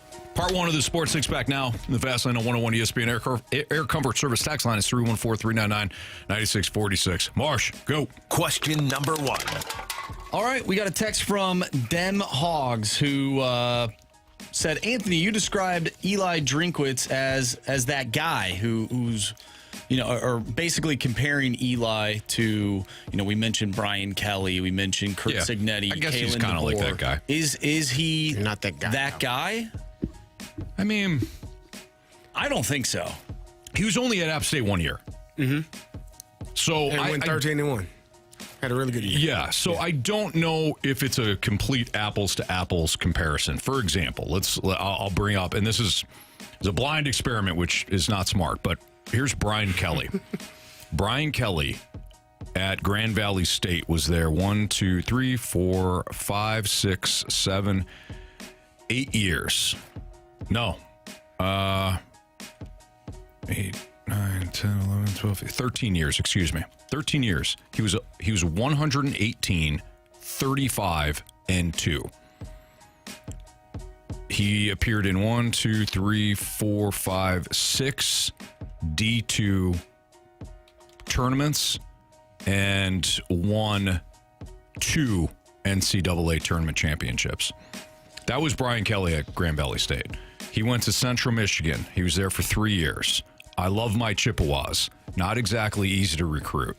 He went 19-16, won the Motor City Bowl and a MAC championship his final year. Went to Cincinnati, where he was there 4 years. He was 34-6 at Cincinnati, 17-4 overall in conference play. First place his last 2 years, lost the Orange Bowl and won a Sugar Bowl. Then went to Notre Dame, where he was 92-39. Went to a national championship. And went to a national championship. Yeah. That's what I'm talking about. Like, that's a long... I got nothing against Eli Drinkwitz's history. He took the Mizzou job after having success. He parlayed the one great year at App State and parlayed it into a Mizzou job. Good for him. Fantastic. Winds up being great. I don't know if it's this, if he's got on the same trajectory as what I was talking about with Brian Kelly. Well, and with Curt Cignetti, what did he do? Well, he went to Indiana, a team with, I believe, one of the worst winning percentages in ever, Bob, in terms of one of the big conferences, a team in the big conferences, and got his team to the college football playoff last year, and now they are the number 2 ranked team in the nation right now. Yeah. That team is winning. Kalen DeBoer took Washington to the national championship game, and now he's working for Alabama. He's he's the head coach of that team, and that team is one of the best teams in the nation right now. Sure. Drink isn't any of those guys. Not yet. Not yet. No. Now, maybe he can do it with Mizzou, but if you're Penn State, for me, I don't know if I'm really considering that. Curt Cignetti, IUP. He was 53-17. Elon, 14-9. James Madison, 52-9. Then Indiana's 20-2. Each program he won at. So if I'm Penn State, I'm looking for the next. You ask, that's how it started, right? You asked me, should Penn State look for the next Curt Cignetti? If he's out there, yeah. Well, obviously, they're not finding him right away, though. No. It feels like they're kicking a lot of tires. Well, I think, and we had this. I think Drink is the one coach that is going to be high on a lot of people's lists. And I think that if Mizzou values him the way that you think that they should, they'll do something about it. If not, then he'll walk. Sure. Right? That Curt Cignetti was valued at Indiana. Matt Rule was valued at Nebraska. They said, no, we're not letting our coach leave. If Mizzou doesn't do anything here in the next couple of weeks, that should tell you everything you need to know. Question number 2. From Afton Soccer Guy, if the Blues are still struggling come trade deadline, who do they sell? Trade deadline? It's November 5th? What is that? Come on, Afton Soccer Guy. How the hell do I know? You know everything, Jamie. Oh, who do they sell? Jamie. I don't know. Probably Braden Shen. I mean, if you're looking at, like, who's going to get you the most as far as value in return, the captain got a ton of attention last year at the trade deadline. As far as unrestricted free agents, Matthew Joseph will be unrestricted. He might get you something or not. Torvchenko, probably not much there. Sundqvist, probably not much there. So, there's your unrestricted free agents as far as guys that you'd be like, okay, those are automatic discards. Apart from that, I don't know. Way too early for me to comment on that. Okay. Question number 3. We've been talking a lot of MIZ. Why don't we talk some ILL with this here next we go, question? Here we go, Carey. From the 309, with all the college football coaching changes this year, does Brett Bielema have the most secure coaching job in Power 5? Power 4. He could win 8, 9, 10 games, and as an Illini fan, I don't mind. I mean, if he wins 8, 9, 10 games, he has an opportunity to win 10 games again this year, which would be the second 10-win season back-to-back. I don't think that's ever happened. If it has, it's been like 100 years or 70 years, something like that. Yeah, I think he's secure. He signed a contract extension earlier this year, right before the season, or in July, or I don't know. It was earlier in the 2025, and I believe his buyout is close to $50 million. So he will be the head coach at the University of Illinois for for a while, in my opinion. All right. We'll continue our Sports Six-Pack with part 2 next on 101 ESPN.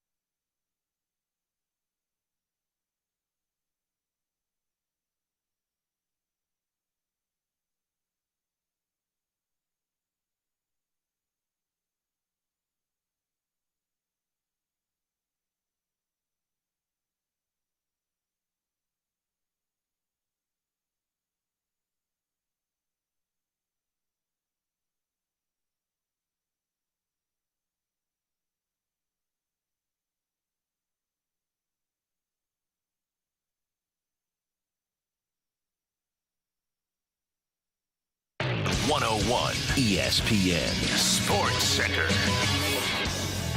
I'm Andrew Marsh. It's time for a Sports Center update brought to you by Saliga Heating and Cooling. The Blues take on the Washington Capitals tonight. We have an early pregame for you starting at 5:30. Puck drop is at 6:30. We'll talk with Joe Vitale at 5 o'clock, so stay tuned for that. But coming up next, we have part 2 of our Sports Six-Pack.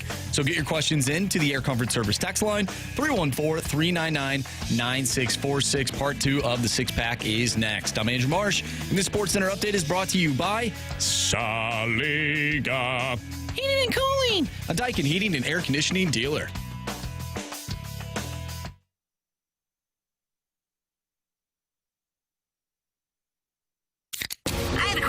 It's time for the Fast Lane to answer your sports questions. I want to ask you a bunch of questions, and I want to have them answered immediately. Asking me all these weird questions. Answer the question. Answer the question. Answer me! Refreshed by Urban Chestnut. Urban Chestnut Swickle Light Premium Light Beer. Live your lifestyle, St. Louis. All right, part 2 of the Sports Six-Pack is right now. It's Fastlane on 101 ESPN with Andrew Marsh, Carey Davis, and Jamie Rivers. I'm Anthony Stalter. Marsh, question 4, please. Question number 4. All right, from the 636 with another overseas NFL game this weekend. I was wondering your guys' thought of a Super Bowl possibly in London or another country in the future. Thoughts on a Super Bowl overseas? You know, my honest opinion of this, I don't care. They can have it in London. I don't think they would. Why would you do that? I mean, I wouldn't want to in terms of having the game be played in the NFL. But I don't. It doesn't affect me watching the game. Oh, it affects me. I mean, I shouldn't say it doesn't affect me watching the game because I'm going to be watching the game regardless of wherever. I mean, it's in the football. But I don't know. I feel like it's Un-American? Yeah, I just feel like I wouldn't want to have it in Canada either. It's just this is something that the United States should be having. All eyeball should be on the United States for the Super Bowl. That's why I feel like it's this thing. You know? Okay. Yeah, you sold me. I agree. Yeah, I would. I mean, I'm looking at some of the fields. I hate the turf and how it's so slippery. The guys are sliding all over the place on some of those fields. Fix that first before you have the most important game of the year in one of those stadiums. And I think that's an easy fix, but I just don't think it would be. And then the other time, the 703 says, what time is the game showing? That's the other thing. Right. 7 p.m. or is 1 o'clock here? What time? Because we have to get up at 8 a.m. to watch that'd be weird. A game that's happening over there. What time are we watching this game? Super Bowl starts at 5:30. That's been what so it if you had a has been 5 o'clock forever. here, it'd be 11:30 or 11 and... No, can't do it. Can't do it, won't do it. I hate it. I hate it. I hate it even more. I hate now. it. If they want the Super Bowl, completely changed my opinion. we're going to take the UEFA. No, they can have that. Let's not give them. Yeah, we don't need to be taking things. Yeah, we don't need to take that. We're Yeah. fine. Yeah. Leave our That's stuff fine. alone, too. That's all. No, they need it over there. That's all they have. I mean, that's not. What about moving a team to London? Like an actual NFL team overseas. I hate it. Put it in a good market here. Let's generate revenue here on the good old USA soil. Seriously, all the things that go with the stadium, the workers, the surrounding area, all that stuff. If you don't like a team here, if you're not happy with where your team is, there is a city in the United States that can probably handle your team and be successful. Keep it here. It's just my thoughts. Agreed. Question number 5. All right, from the 314, Jamie, what was up with that wild goal last night well for Minnesota? Well played, well worded, all of that. Yeah, Minnesota Wild, Nashville Predators in overtime. The net pops off. His sideways. No more net at all, Anthony. And the Wild pushed the puck through an empty crease with no net, and the referee counted it. You got to blow the whistle. So here's the rule on that is because if you go back and watch the replay, the Predators goalie actually, if he had not have hit it with his arm, when goalies slide from post to post and their foot hits the post and the net slides off, referees will forgive that because it's part of the goaltending technique. But when you slide over and then you kind of push it with your arm a little bit and the net kind of pops off and goes off into the distance, the goal can count if it's on the during the same play, meaning like if the puck goes across and the guy fires it into where the net would be, but the net's gone because the goalie pushed it off or a defenseman pushed it off, the referee's allowed to call that a goal. But this one here kind of hit the outside of the net. Then the player pulls it back around to his backhand and fires a backhand through. That was weird. I'm looking at it right now. An open crease. There's nothing there. And the referee counts it. Like, how do you know it wasn't too high? Like, when he shot it, how do you know he didn't The problem shoot is, if you're going to do that, it has to be on the same play. And because this didn't happen bang, bang, it should not have counted. But really intelligent play by him of just saying, I'm just going to... Go for it. Yeah. I know it's not a net there, but it should be one. Yeah. And they counted it. The Predators went crazy, and obviously nobody was happy about it. But, so the NHL did I will say, a piss poor job of explaining it. That's where the referee should have his microphone on and try to explain it to everybody. The goalie pushed the net on purpose. Correct. Yeah, which is why you can count that, but it has to be, if you're watching the play, CD, the puck goes to the Wild player, he hits the side of the net first. Then he pulls the puck off the side of the net. And shoots it with his backhand. After the first shot had happened, the play should be dead. And the goalie should be... It should be a penalty. Issued a penalty. And in overtime, it would be a penalty shot. Okay. Wow. Yeah. That was weird. It was a weird situation. They got it wrong, but the Wild got the win. There you go. Don't kick your net off. No.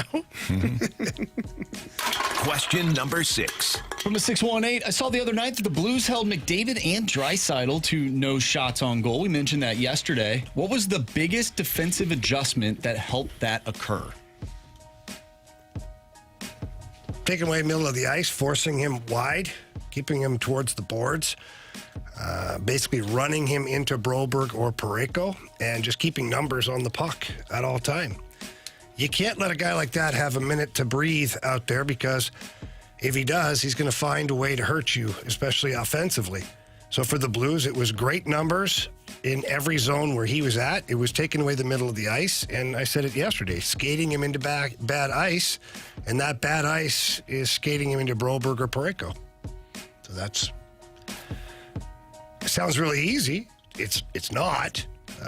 You have to be on your game and aware of everything that's going on, but that's how you do it. All right, there you have it. There's the Sports Six Pack, Part 1 and Part 2 here in the Fast Lane on 101 ESPN.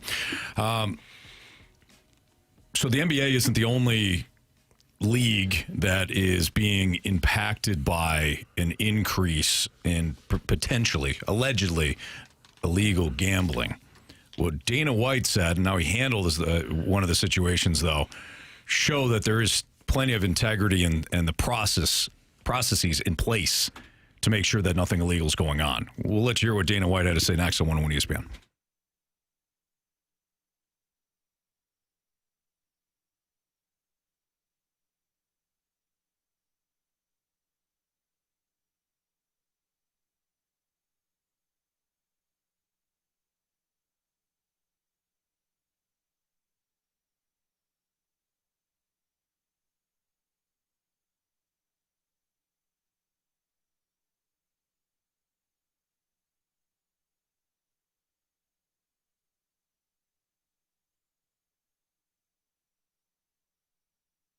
This month, Auto Centers Nissan is thanking you with the Thankful for You sales event. Over 1,000 vehicles in one massive location right off I-55 in Herculaneum, Missouri, just minutes from South County.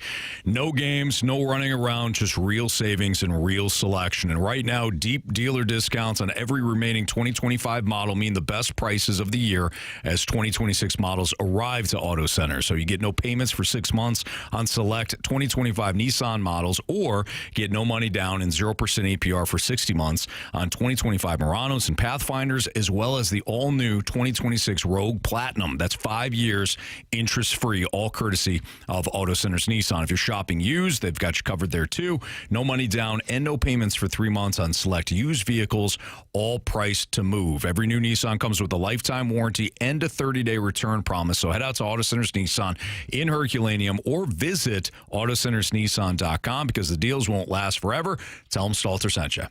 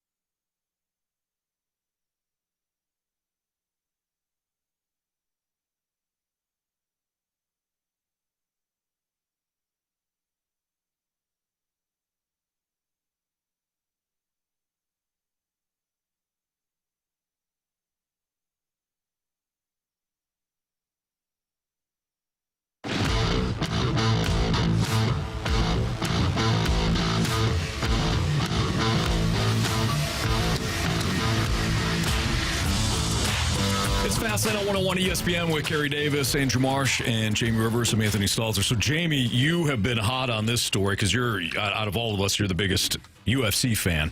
And I know that for the last couple of days, you've been paying attention to what's going on with Dana White and the UFC. Yeah. It's kind of interesting on the heels of what we discussed a couple of weeks ago with Terry Rozier and Chauncey Billups and the NBA scandal. So what for those that don't know, what's the latest now in UFC? Well, yeah, so the UFC kind of getting, bunched in with the NBA here a little bit. And there were some reports that, hundreds of fights have been tainted in the UFC because of gambling things or gangster action, or call it whatever you want.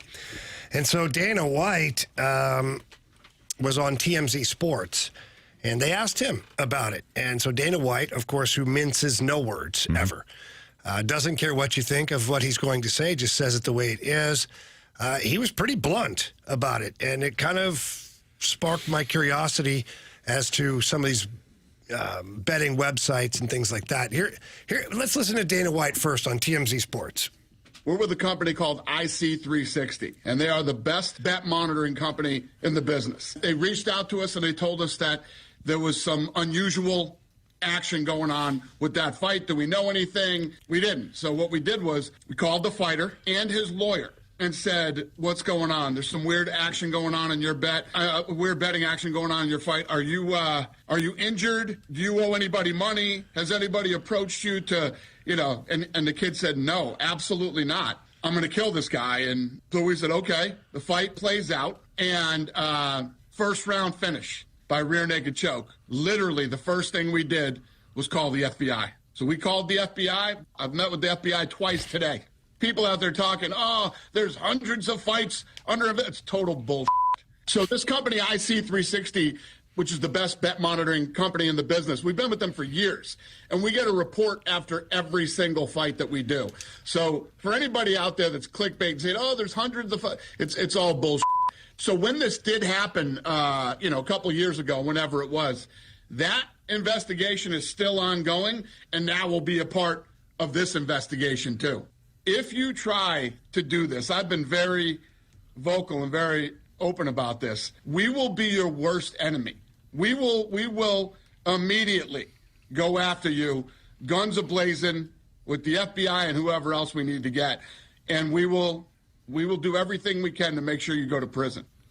So Dana White describing that situation, and it gets a little foggy there because he talks about the fighters' names, and you may not understand who won, who lost. The fighter that was in question that he called before and said, no, I'm going to kill this guy, ended up losing real easy in the first round. Like, there are certain things in mixed martial arts, especially when you get into the chokes and things, there's techniques to block it, get your arm up, tuck your chin, roll a certain way.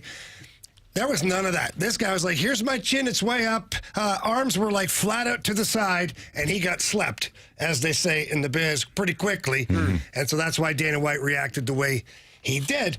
But the thing that's more important to me, more than the fight itself and who won, who lost, and whatnot, and again, we said this when it came to the NBA, when all that news came out, because there were things that were flagged, action that's flagged. This IC360 company is one that monitors all of the major, we'll call them fighting promotions. So boxing, the MMA, the bare knuckle boxing, all those things that are kind of out there now. They're the most prominent entity that monitors the action on that. And again, red flag. Why is the action up so high? Not only was it like to win, it was by submission in the first round. So if you can hit that, if you can hit your parlay of fighter X by submission in the first round, boom, that's a big payout for you. Right. I think the people that are, like, if you're that fighter, you have to have a level of ignorance to not understand that this is what I'm going to do. Do you not think he's going to tell two people who aren't going to tell two more people who aren't going to tell 10 more people, and then all of a sudden they're like, well, why is all of these bets coming in on you getting choked out in the first round? Because you told two guys that told their best friend, don't tell anybody. They told, don't tell anybody. And next thing you know is all of these bets coming in on you losing. So, but what you said there is very important because, and it goes back to our conversation a week ago. If this was back before the betting sites happened, when you went to your local hotel or whatever and you placed your bet with your bookie who's sitting in the corner. Nobody's picking up on it. Correct. And that's how many fighters got in on the scam way back when with the mobsters and all that, because you couldn't prove it. Tell. Yeah. Couldn't tell, couldn't prove it. But now, to your point, tell two friends, all of a sudden, IC360 goes, boop, why is there so many parlays? 25 people just all of a sudden picked you to lose. Big action. The maximum action they're allowed, they're putting it on here. So my question was on the sheet, and to you guys, is I know a lot of people, and we do get text messages, you guys are promoting gambling and all this stuff. One, we're not promoting anything that is illegal, first of all. But two, have these gambling sites brought more integrity to sports because it's harder to fix a fight, throw a game, you know? It's harder to cheat. Has it actually improved things? I think I agree with that because, like you said, once action comes in that is glaring and it's on one side and you say there are tons of bets and large bets, people don't generally, like, that's something, why would I bet on you losing in the first round by submission and bet, I don't know, $25,000 if I unless I have a hunch, wink, wink. Like I know that this is going to take place, which is not really a risk for me. And the betting sites are like, yeah, no, we're going to flag that. That seems weird. Now, if you have an off chance of a couple of things, then maybe it gets through and it's not flagged. But when it's a bunch of people betting on one specific thing, it's definitely going to show up. And now you have AI too. Yeah. So all of these companies are downloading a version of AI that picks up on trends quickly. Like it's not hard to see a trend. Like if our listeners are out there, people that work in the stock market world and Wall Street, you see trends happening, and that's how people who can identify those trends, they either guess right or guess wrong based on what they buy or what they sell for those stocks during the day. Well, now you have AI identifying trends for games, innings, pitches, all that stuff. Like the baseball guy who got in trouble because his first pitch was always a ball. Like you bet on his first pitch would be a ball, and he's bouncing it 10 feet before the plate. Right. So these machines / software are picking up on the crap, which hopefully that means we're getting more authentic sporting events. Well, I think, if anything, it does speak to the concerns about, hey, this is going to be a problem because it's being legalized from state to state. In all actuality, there are now more regulations and safeguards in place because, like you guys are saying, things are going to get flagged. Also, Dana White, I don't care what we're talking about, that's the way to handle something like that. Yeah. He said immediately, as soon we reached out, he told us that he was going to, beat the guy into submission. I'm going to kill this guy. It didn't. It happened exactly in a way that they did not want to see, where he loses right away, and they immediately call the authorities. Like that's the way to do it. We're not involved. Let's show you that we're not involved, and we'll cooperate. Well, can you imagine the UFC? It is the largest MMA promoting company. Can you imagine if they were involved in tainting outcomes of fights and Dana White did not react like that? There goes the business. Yeah. I mean, done. Right. We're done here. Right. Yeah. As soon as your audience doesn't feel like it's real, they're out. Mm-hmm. Which is why there's no gambling on WWE. Right. Yeah. Yeah. Because you can. I'm not dragging. Because you can control the outcome. Right. Therefore, you shouldn't be able to wager. They do that. Yeah. They either don't make the reality TV shows and stuff like that. You used to be able to wager on that. They either don't have that or they have very small limits, because what would happen, obviously these things are pre-recorded. Yeah, people leak it out. You get some producer that leaks out the information. Marshy. No, Marshy wouldn't do that. What? No, he wouldn't do that. So Marshy wouldn't listen to you. Anyways, to me, it's interesting whether you like gambling or not. I'm not promoting that you do and this and that and the other. I've always promoted gambling responsibly anyways. I just think it's interesting that all of this, the things we've been worried about the most, are now helping, at least keep it above board.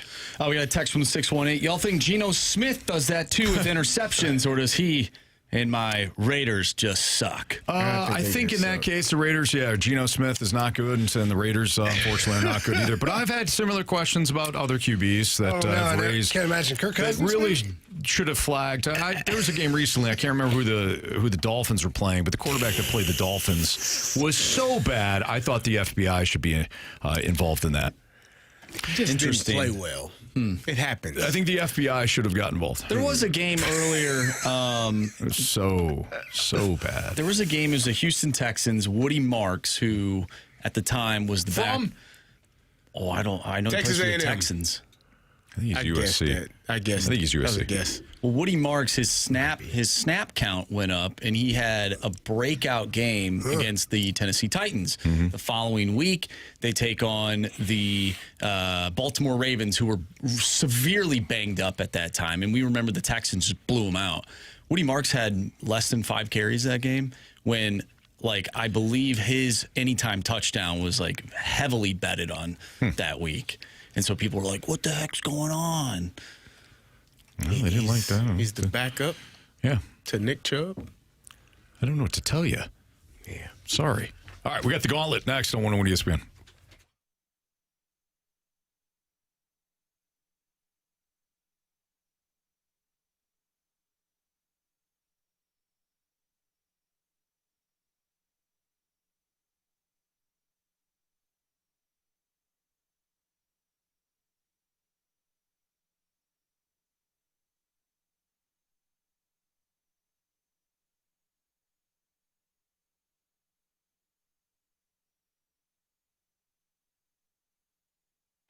Well, staying right on topic, make sure you download your Circus Sports Illinois app today. By the way, Circus Sports coming to the state of Missouri very, very soon. December 1st, I believe, is the launch date here. So get ahead of the game, get to the website, get to the App Store, download Circus Sports Illinois. It's super easy to download, very user-friendly to use. And if you have a problem, you can talk to a representative, an actual human being, not a bot or a chat or something like that. No, you talk to someone who's going to walk you through it. But I doubt you have a problem because it is a lot of fun to use, super easy as well. They've got player props, the parlays, great lines on all futures bets, tight money line splits, best odds of any app that is out there. So if you compare Circus Sports with any other app, you'll see that their odds are just slightly better. And if you guess the right way, then, hey, bigger payouts as well. They also have high betting limits, so please don't miss out on all the action. Download Bet Like a Pro with your Circus Sports Illinois app and make sure that you join in on all the excitement. If you or someone you know may have a problem with gambling, call 1-800-GAMBLER or text ILGAMB to 833-234.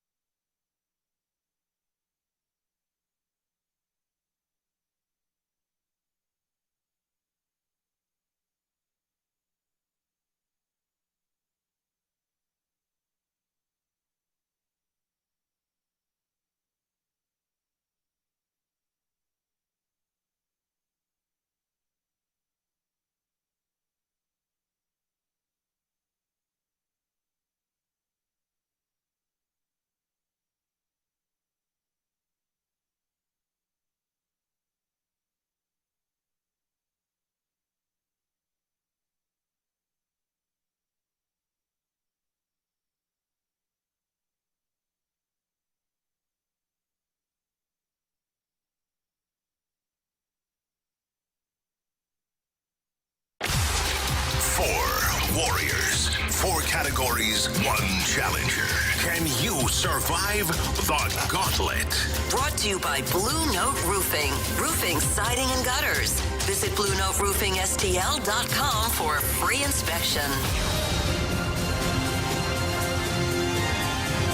404, your time check is brought to you by Clarkson Jewelers, an officially licensed Rolex jeweler, with Carey Davis, Andrew Marsh, and Jamie Rivers. I'm Anthony Stalter. We got Ray on the line. What's up, Ray? Oh, not a whole lot. How you guys doing? We're doing good, man. We appreciate you playing. Would you like to take on Marsh, Carey, Jamie, or me in round 1? Oh, goodness. Give me Marsh. All right, Marshy. All right, so Marsh is going to head to the cone of silence, but first, Ray, you got to tell him to spin that wheel. Spin that wheel. All right, Marsh, get out of here. Anything but football. Anything but football, Ray wants. Well, we'll see how you do here. Carey is looking at the wheel. Jamie's looking at the wheel. I want to make sure that Marsh is out, too. He is currently out. We got football? Yeah. Ray got football. Ray. The wheel just, you know what? Ray. Sometimes. Give me old football. I've been boycotting football ever since Fast Lane Kroenke was around. Yeah, I don't blame you. I've boycotted football almost my whole life. Used to be my favorite sport. Yeah, no, I never really got into it. I know it's big in the That's a overseas. different. You're going to get 4 football-related questions. I won't let you. Ray sounds like I'm a nice not guy. messing with I'm him. already worried because he's nice. Marshy, you know how that works. I hear you. I did love, Ray, how you used the fast lane correctly. I love it. No problem. All right, Ray, you're going to get 4 football-related questions. Before I go, you got to let me ask Jamie a question. Okay, yeah, we'll do that. No problem. You're going to get 4 football-related questions. Each question is worth 2 points unless you ask for the options. If you ask for the options, Ray, those questions become worth 1 point. Are you ready? Ready. So far in the 2025 NFL season, what is the most common penalty called across all games? This penalty has been called 279 times. Offsides. Final answer? Yep. Final answer. All right, Ray. Question 2. How many active NFL coaches have over 100 career wins?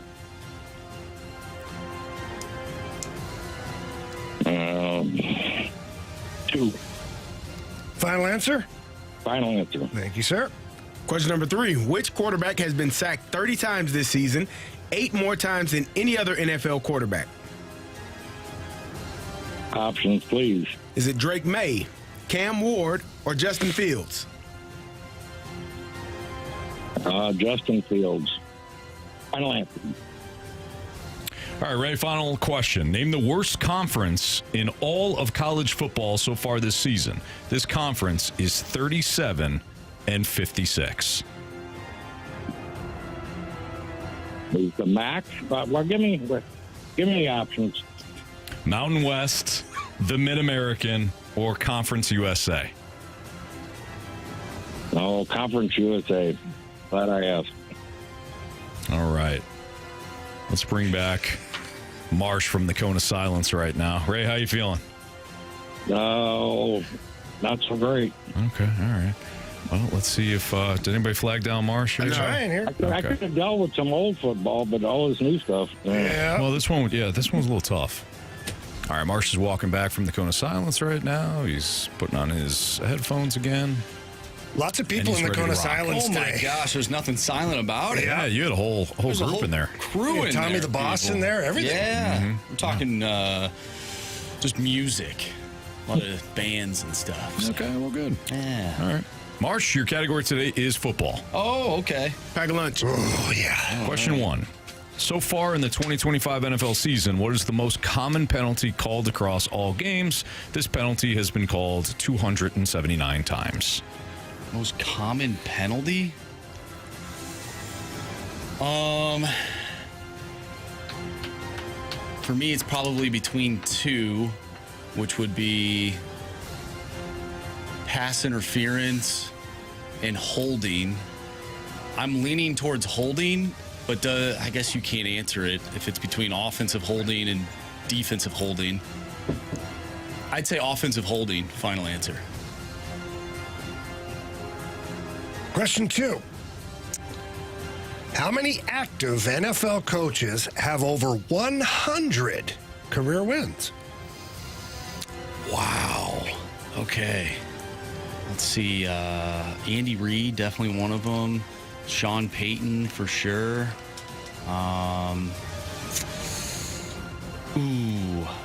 Would Todd Bowles be up there? I don't know how many games he won with the Jets. Probably not. Sean McVay, let's see here. He's been with the team for like 5 years. I don't think so. Who else has had a lot of tenure?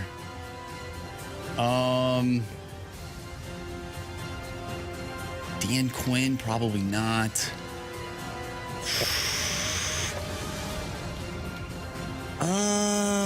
Jeez. Shot clock. Kyle Shanahan. I'll go with 2. Final answer. I don't like that. Question number 3. Which quarterback has been sacked 30 times this season, 8 more times than any other NFL quarterback? 30 times? Wow. Maybe Carson Wentz? No. Let's use the options. Is it Drake May, Cam Ward, or Justin Fields?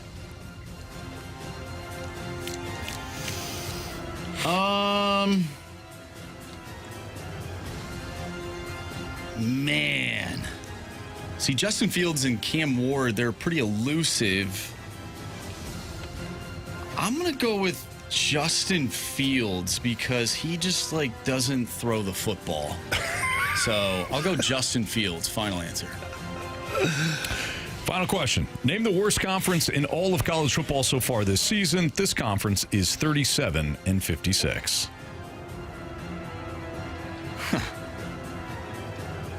Is it the MAC? I was actually looking at the standings earlier today when we were having that college football discussion. A lot of 4 and 3s. A lot of 4 and 3s.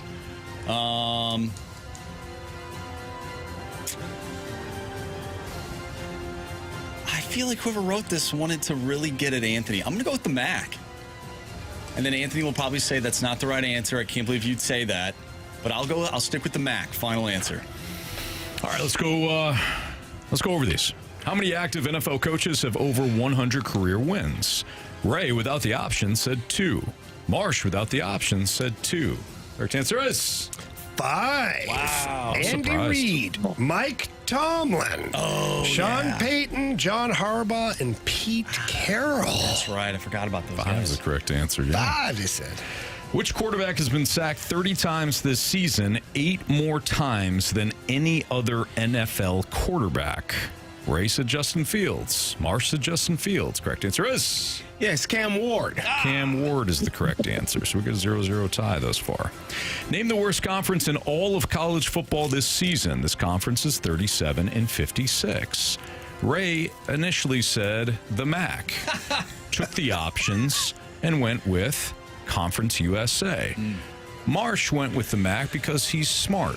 He knows that the MAC typically schedules teams from the Big Ten. The MAC often steps up, whereas Conference USA and the Mountain West and some of these other garbage conferences don't really schedule anybody.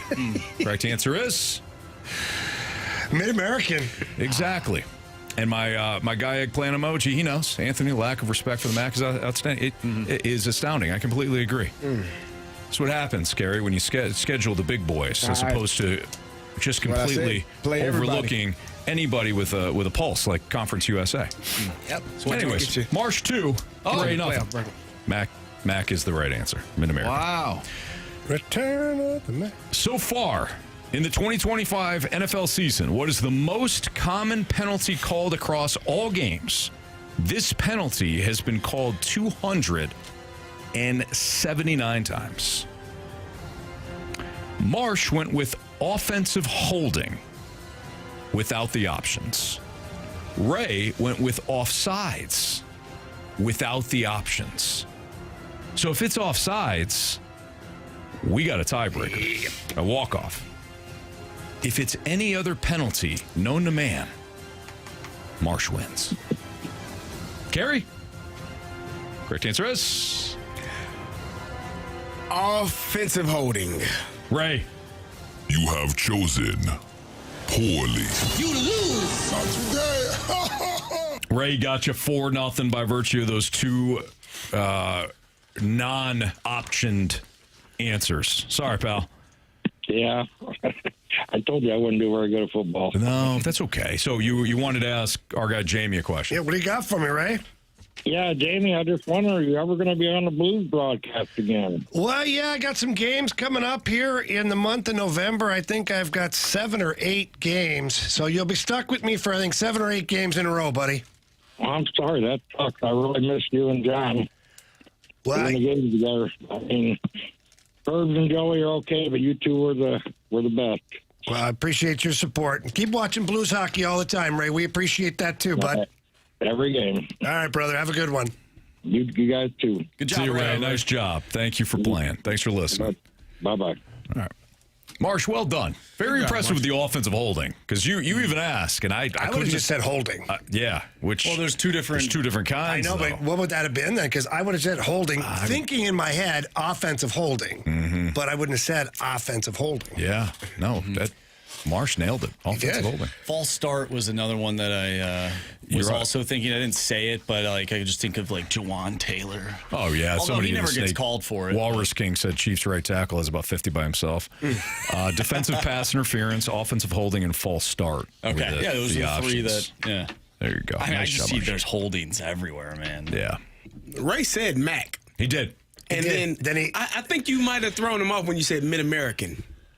No, that's what it is. The Mid-American Conference. I think you should have said that. I think you should have said the Mid-American I'll tell you what. I'll tell you what I'll do. I'll give him a point. No, I don't. It doesn't. Ray gets a point. Jerk. No. You guys brought this up. He's mad. You brought this up. I want to make sure I do right by Ray. He's upset that the MAC I conference. gave him a point, and he loses today 4-1. You think he feels good now? Huh? You think Ray feels good? That man's a man of integrity. I think he got confused when you said man of integrity Mid-American. and somebody that is a competitor. He did you think say, he wants to hear that? You think he wants a point given? Shame on you two. Shame. I knew 10 seconds into talking to Ray that he was in trouble today. Yeah, really good dude. Nice guy. Unbelievable dude. Yeah. He sounded like such a nice guy. And then I knew Marsh was just going to just pistol whip him behind the woodshed. Unfortunately, that's exactly what he did. Sometimes with those questions, you have to basically take context clues, right? Like sometimes the questions are posed to insult us. Very true. So that's why I knew whoever wrote those questions were trying to insult you, Anthony. Yeah, whoever did that we've been trying to prop like up the you. MAC. No, kick him down. By the way, it's not hard to believe. We have a number of people that wrote that question. Yeah, sure. No insults taken there, Jamie. Did you watch Action last night? Massachusetts? No, he didn't. UMass? Ohio and Miami of Ohio was outstanding. Came right down to the wire. Did UMass and No, Akron. That was UMass joined the conference a couple years ago. you don't count them as part of MAC? They haven't earned their stripes yet. Exactly. It's kind of like Rutgers for you guys. Okay. You know? I see that. Or Maryland. You know? Yeah, Maryland more than Rutgers. Okay. Like Maryland is cool. Like there's some you're in the conference, but you're not really. There are some people that think that there's certain schools out there that actually don't belong in a specific conference. Very true, Marsh. Yeah. Very true. Yeah. Those people don't know what they're talking about. It's a fast lane on 101 ESPN. What's trending is next, and we got a little Albert and Yachty spin for you here on 101 ESPN.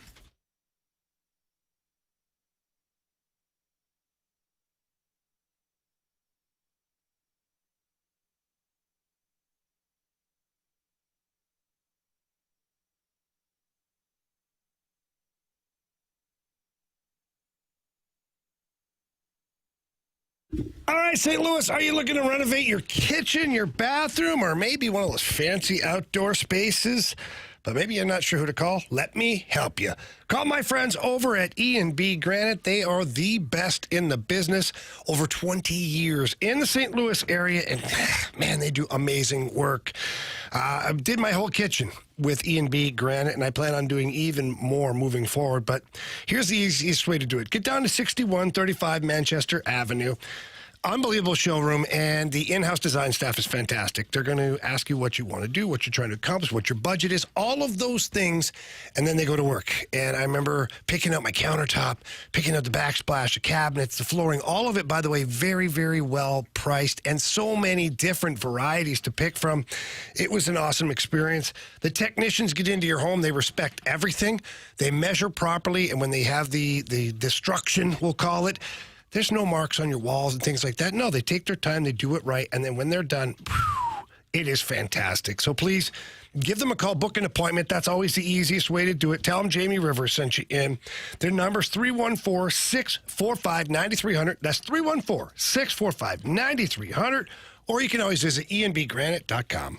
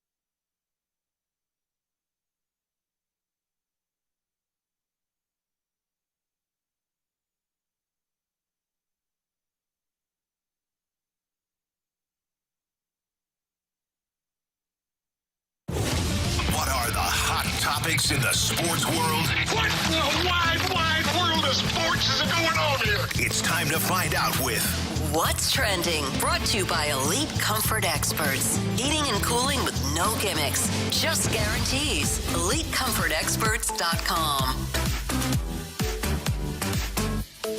Welcome back to the Fast Lane here on 101 ESPN with Anthony Stalter, Jamie Rivers, and Carey Davis. I'm Andrew Marsh, and it's time for What's Trending. Gentlemen, Matt Holliday, former Cardinal, joined Cardinal territory to discuss Albert Pujols and Yadier Molina. He had some interesting things to say, so why don't we take a listen and then react? You know, I think the one thing that I think has been interesting is that Yadi basically declared on social media and other places that he's ready to get back in full time. And I think that means every day. And I think that means on a staff that shows up at, 12:30 and doesn't go home until 11 o'clock at night for 7 straight months. And, he seems to be ready to get back into that life. And so there's certainly a spot somewhere for him. And like they said, if Cardinal is being the manager of the Cardinals is ultimately where he wants to end up, then it may be a little bit. Ollie's obviously one of my best friends, and so I don't know how this is all going to shake out, but I do know if Albert gets a managing job, say the Padres, for instance, Albert would want to take Yachty, and maybe as his bench coach, maybe as his special assistant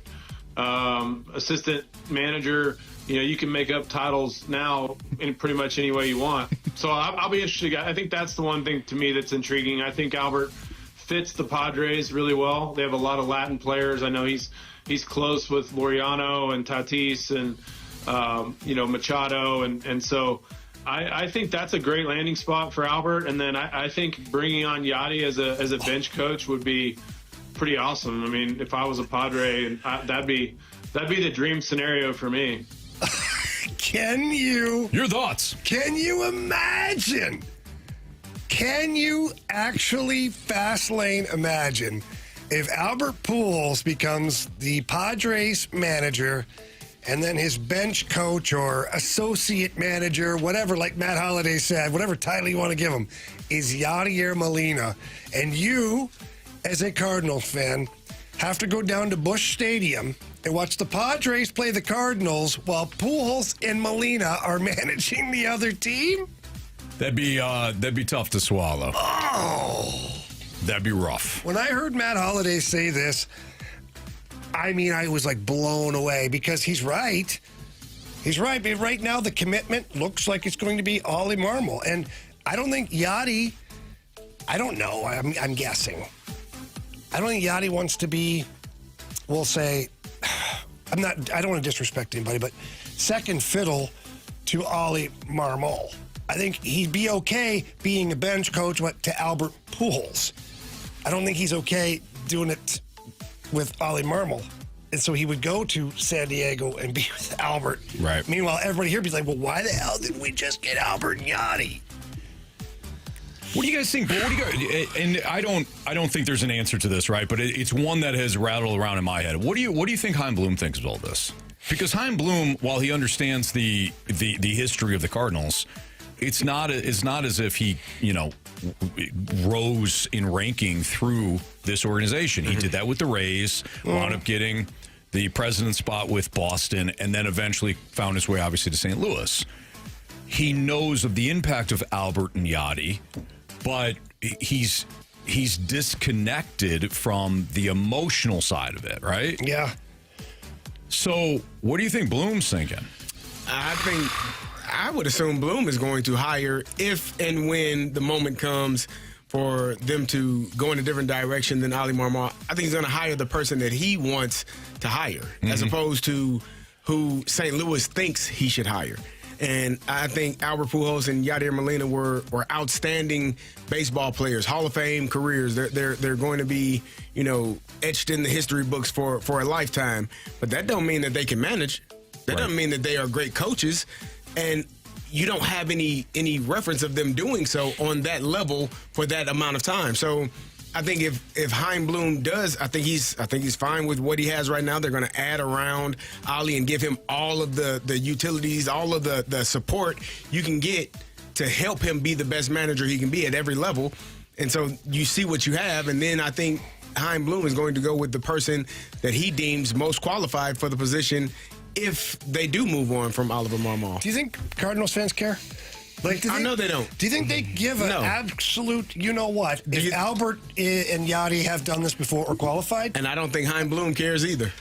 And he's the one making the decision. I agree. So I'm sure they don't care. I'm sure they want, but that's like your kids want candy every time they go to the store when they're children. Like, you're going to give them candy every time? No.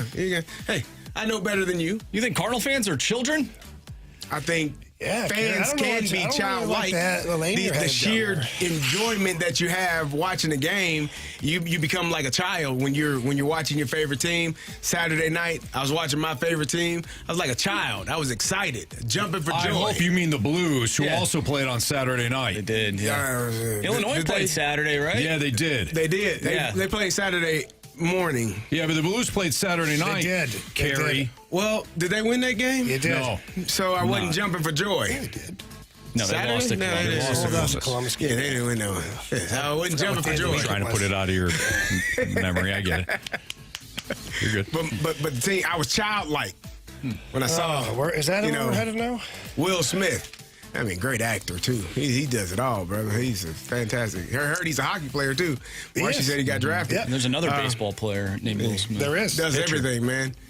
His home runs to seal games. I just think that no matter what, this is a lose-lose situation for Chaim Bloom because if he, let's say he pulled the trigger and said, you know what, Ollie, these guys really want it. Looks like there's some serious interest elsewhere.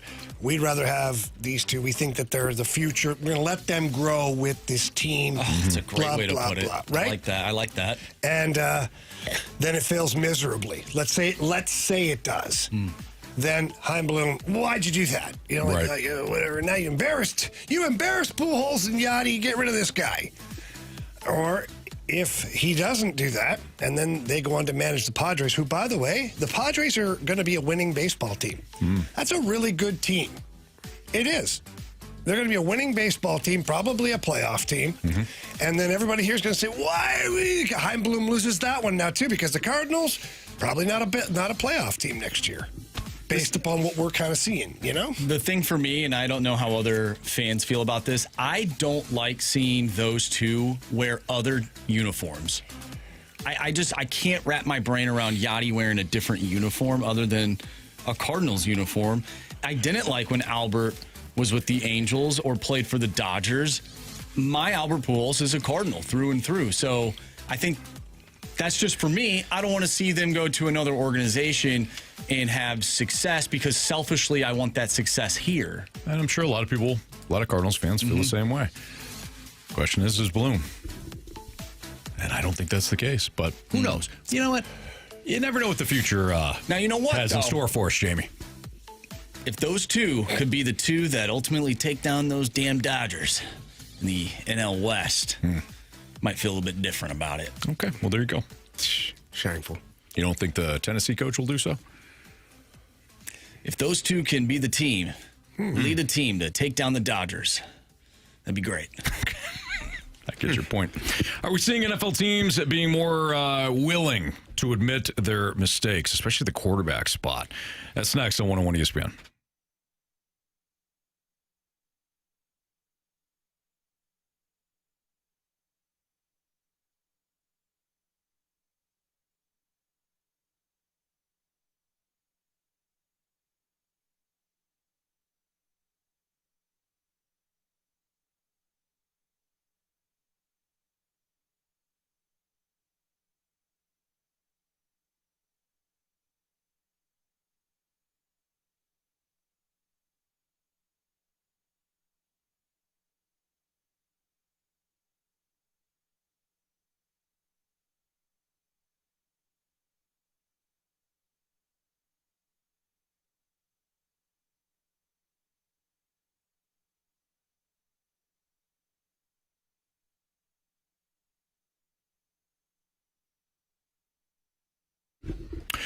If you've ever had it or seen it, you know it stinks. And what I'm talking about is modeling regret. That's where you need to go with the right remodeling company in Mosby Building Arts. We have had some modeling regret in our household, going with the wrong company to lay some flooring for us over the, 10, 15 years ago now. But we still see spots where like, we didn't do it right. We should have went with Mosby Building Arts. And in fact, we've had Mosby Building Arts take care of a lot of stuff for us. We love them. Look, if you go with the wrong company, wrong designer, you go with a company that doesn't have a reputation, or maybe you go with somebody to think, okay, I'm going to save a whole bunch of money up front here, and after a while, the contractor starts adding more and more things on, a lot of hidden cost. That's a bad remodel. Do it the right way. Remodeling your home should be exciting, not stressful. That's why homeowners like myself trust Mosby Building Arts. Although there's over 70 years of experience, Mosby treats you and your home the right way. They're a team of designers, architects, and craftsmen handle every detail with honesty, precision, and respect. So whether it's your kitchen, bath, or basement, remodel with confidence, not regret. Go with Mosby Building Arts, the right remodeling company. Visit callmosby.com. Schedule that free consultation. Again, go with Mosby Building Arts.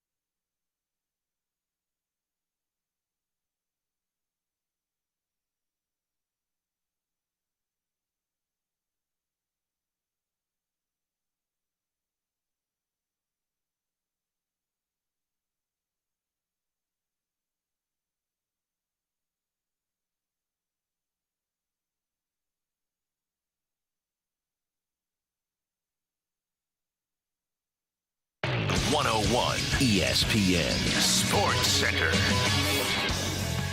I'm Andrew Marsh. It's time for a Sports Center update driven by Johnny Londoff Chevrolet and Johnny Londoff Autoplex. We have an early pregame for you for the Blues as they take on the Washington Capitals. Pregame starts at 5:30 today. Puck drop is at 6:30. We'll talk with Joe Vitale at 5 o'clock, so stay tuned for that. If you've missed anything from today's show, make sure you go to 101ESPN.com or check out the free Dobbs Tire and Auto Center's 101 ESPN mobile app. Just head to the podcast page. You'll find all of our shows there, and it's all brought to you by the Schaefer Door Company. I'm Andrew Marsh, and the Sports Center update is driven by Johnny Londoff Chevrolet and Johnny Londoff Autoplex. See them at Londoff.com. Chevy, together we drive. Are you kidding me?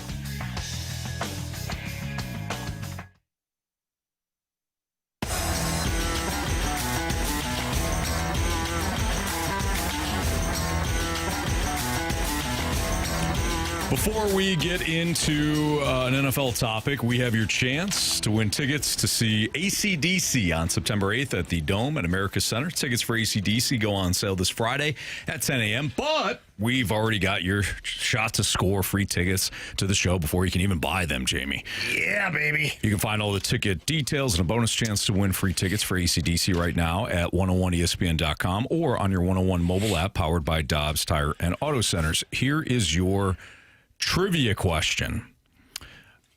There is an AC/DC music video from the 70s that is often cited as one of the earliest music videos to feature special effects. So explosions, dramatic slow motion scenes, things like that. What was the name of the AC/DC video, music video from the 70s that, again, often cited as one of the earliest music videos to feature special effects?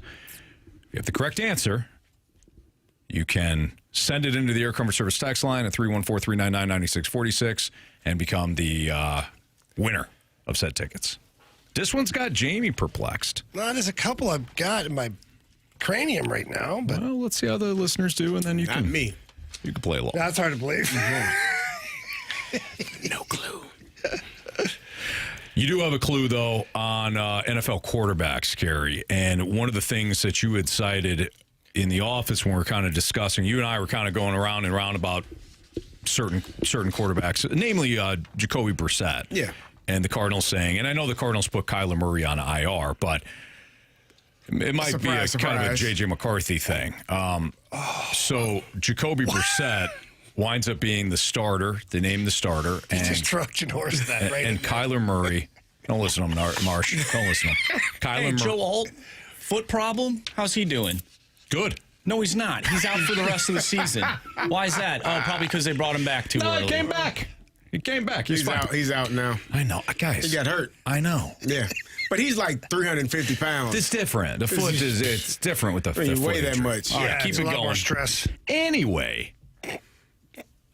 do you guys think that that NFL teams are more willing to say, hey, fast lane your draft status, fast lane the money, we're going to roll with the guy that gives us the best chance to win, which should be the case, but hasn't always been the case. Yeah, I think Jacoby Brissett playing as well as he did on Monday night, it helped the Cardinals say, your foot still hurt, right? No, it's fine. Drop this sledgehammer on it and make sure you drop a dumbbell on it in the weight room. Guy, too. I was just saying. Somebody drop a dumbbell on his toe when he walks into the weight room. Working out next to Kyler. Yeah, drop it. You know what to do. You got it. It makes it easier, and it should be about winning.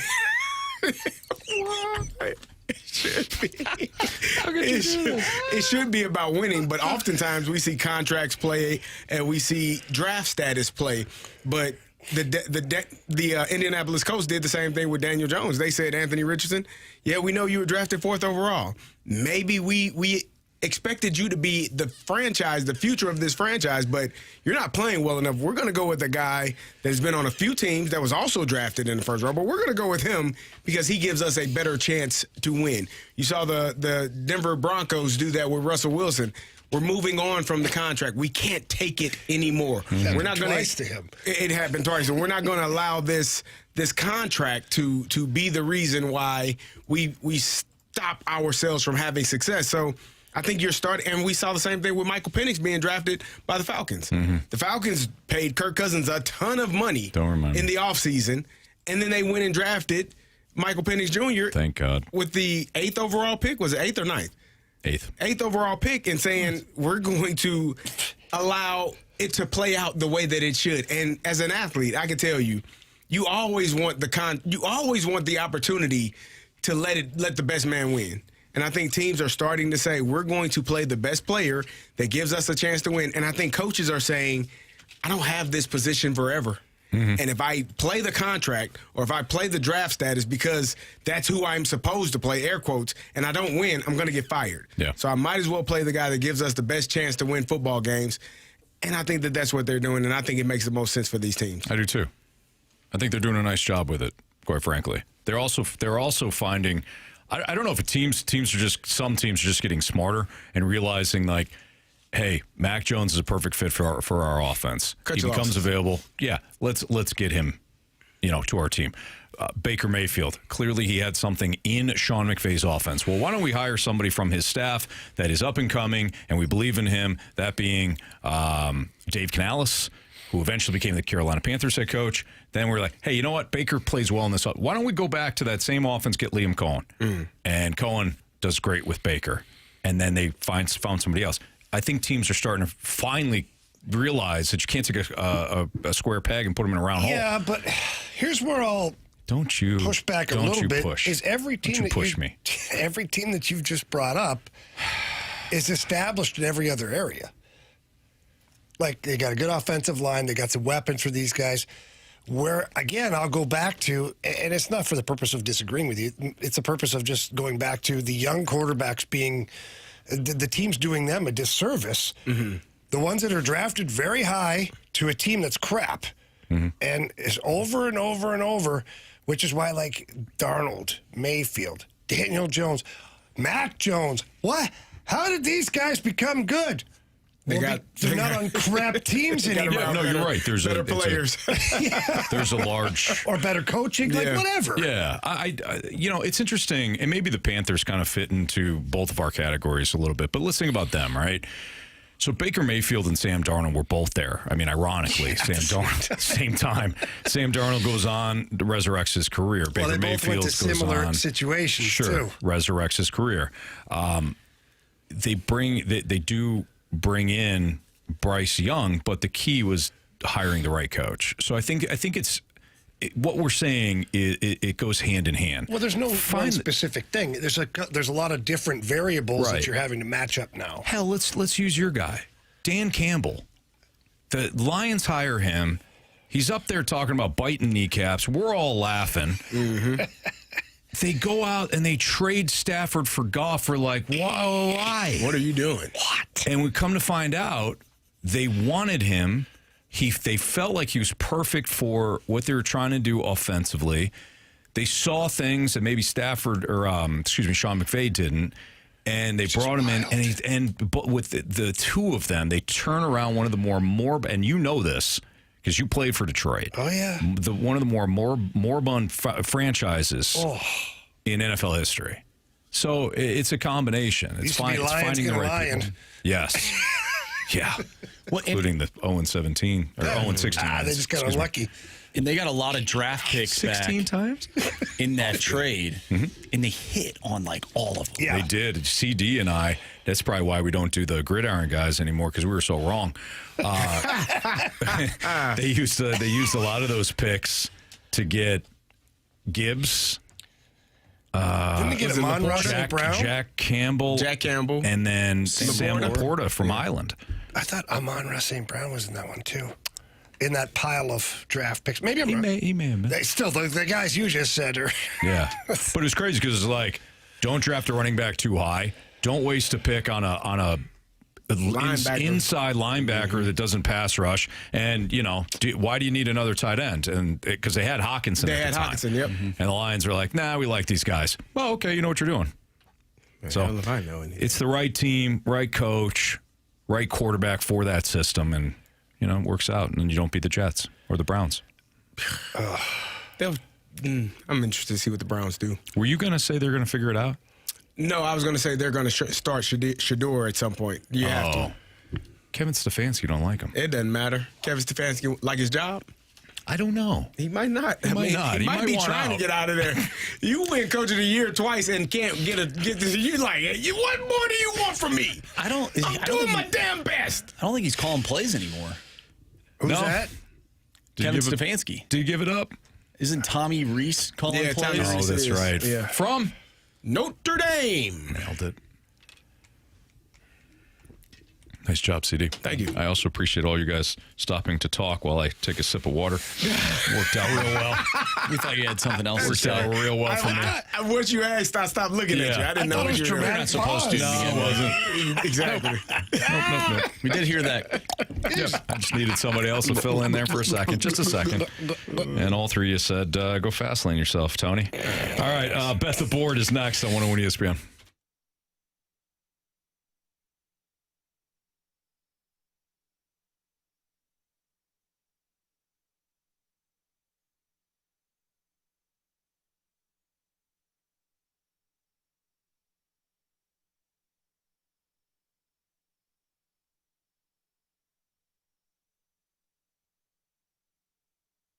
If you're looking for a smart, stable investment, how about checking out U.S. farmland? You don't need to be a billionaire or millionaire to get involved at all. AgVest Advisors, they're the best in the business, and they have managed over $900 million in farmland deals across 10 states, offering full-service support to families and investors just like you, from pre-closing to farm management that optimizes your returns.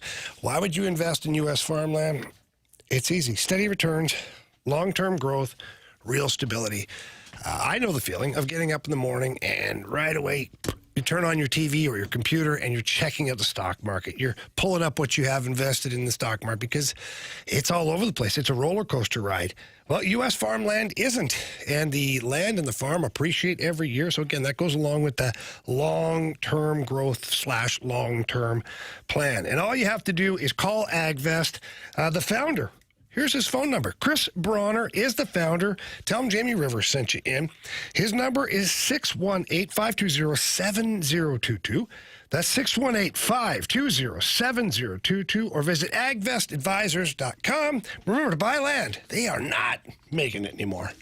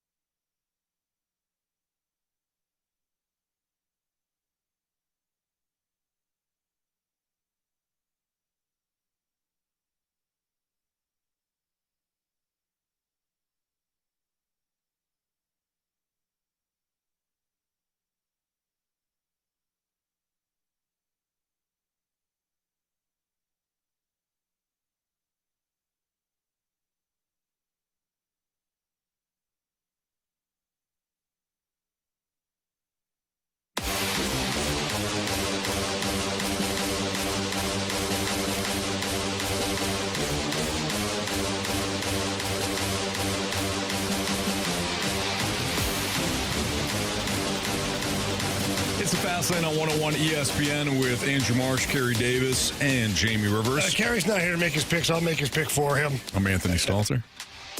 No, he's here. Oh, okay. He's ready to rock and or roll. It's going to help you out, Carey. No, thanks.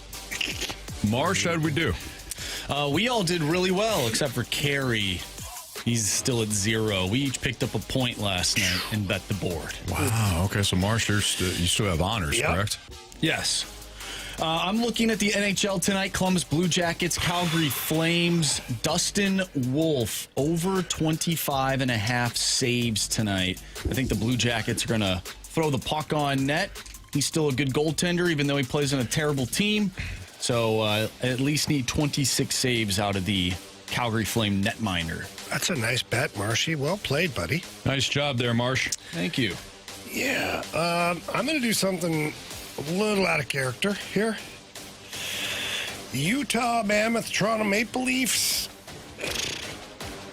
Give me the over in the first period. Minus 145. I'll tell you what, I need these goalies to start playing better. Start games off. Why? Yeah. 2 damn goals. Yeah, 1-1. I'm not asking for much, you know? It feels like a lot. You go, Jamie. All right. Of course, I'm going to go to Maction. Oh, God. The old Mid-American. You guys got a problem? Yeah, but just not with that, just overall. Well, you got problems, all right. Oh. Ball State and Kent are 2 of the worst teams in college football. Kent State, I think, is a little worse, though. 0-4 on the road this year. And Ball State, the Pelicans. Cardinals. Cardinals is correct. Yeah. Ball State has handled the Kent State. I knew it was a bird.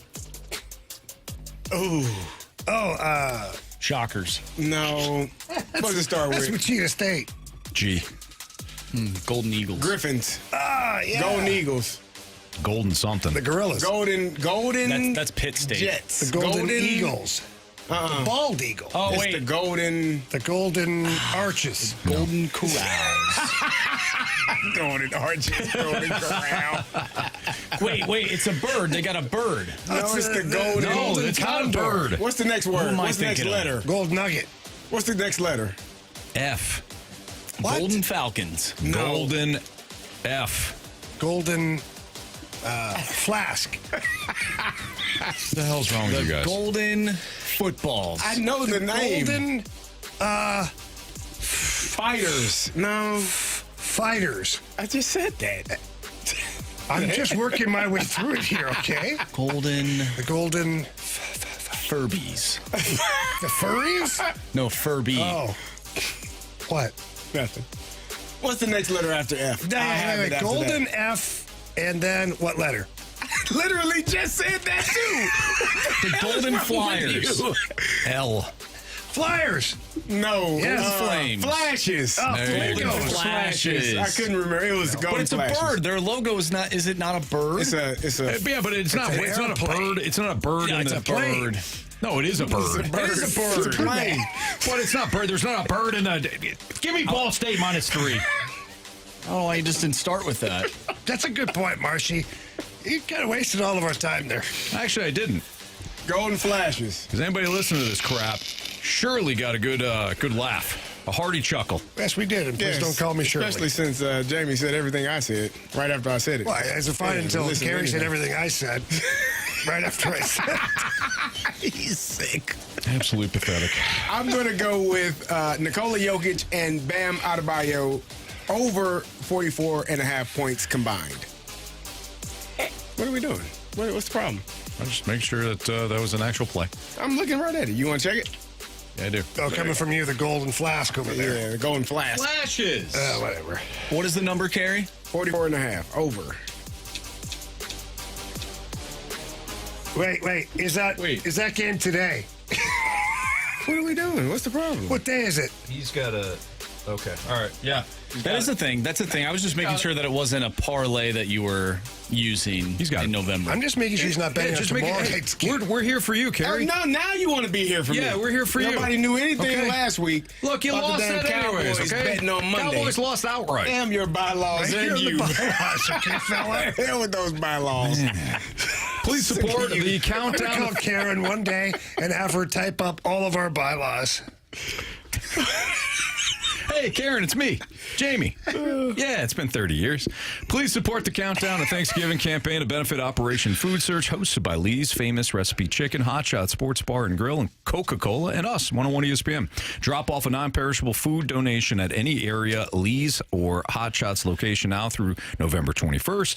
Every donation earns a free Coca-Cola beverage. All food collected will go to Operation Food Search to help local families in need, and we've all seen that right now is a very important time to support our local area food bank. So each donor can also get entered to win a prize package that includes gift cards to Lee's, Hot Shots, and hockey tickets. Get all the details on the Countdown to Thanksgiving to benefit Operation Food Search now at 101ESPN.com. Got a Blues game tonight, so we're going to check in with our guy Joe Vitale next on 101 ESPN.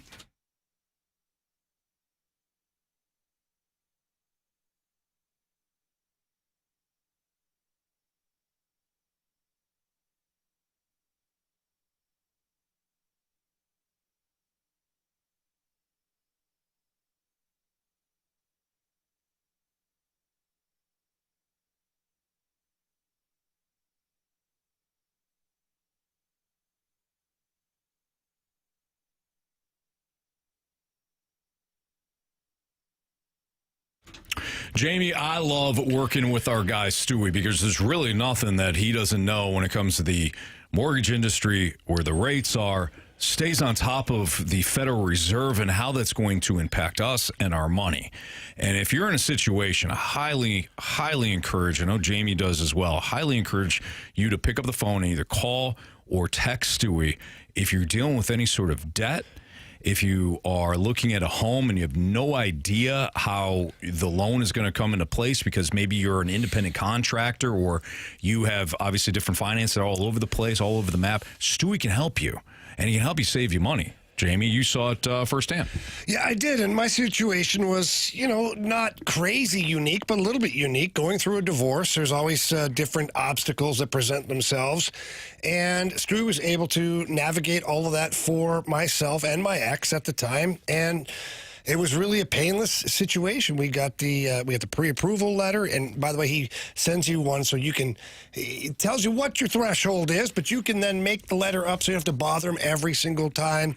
It really was an enjoyable experience, which I highly advise all of our listeners to give Stewie a call and just ask him questions, see what he says, check him out. His number, by the way, is 314-324-4440. Again, that number is 314-324-4440. You can give him a call, or you can Google the bagel loan. NMLS number 226715.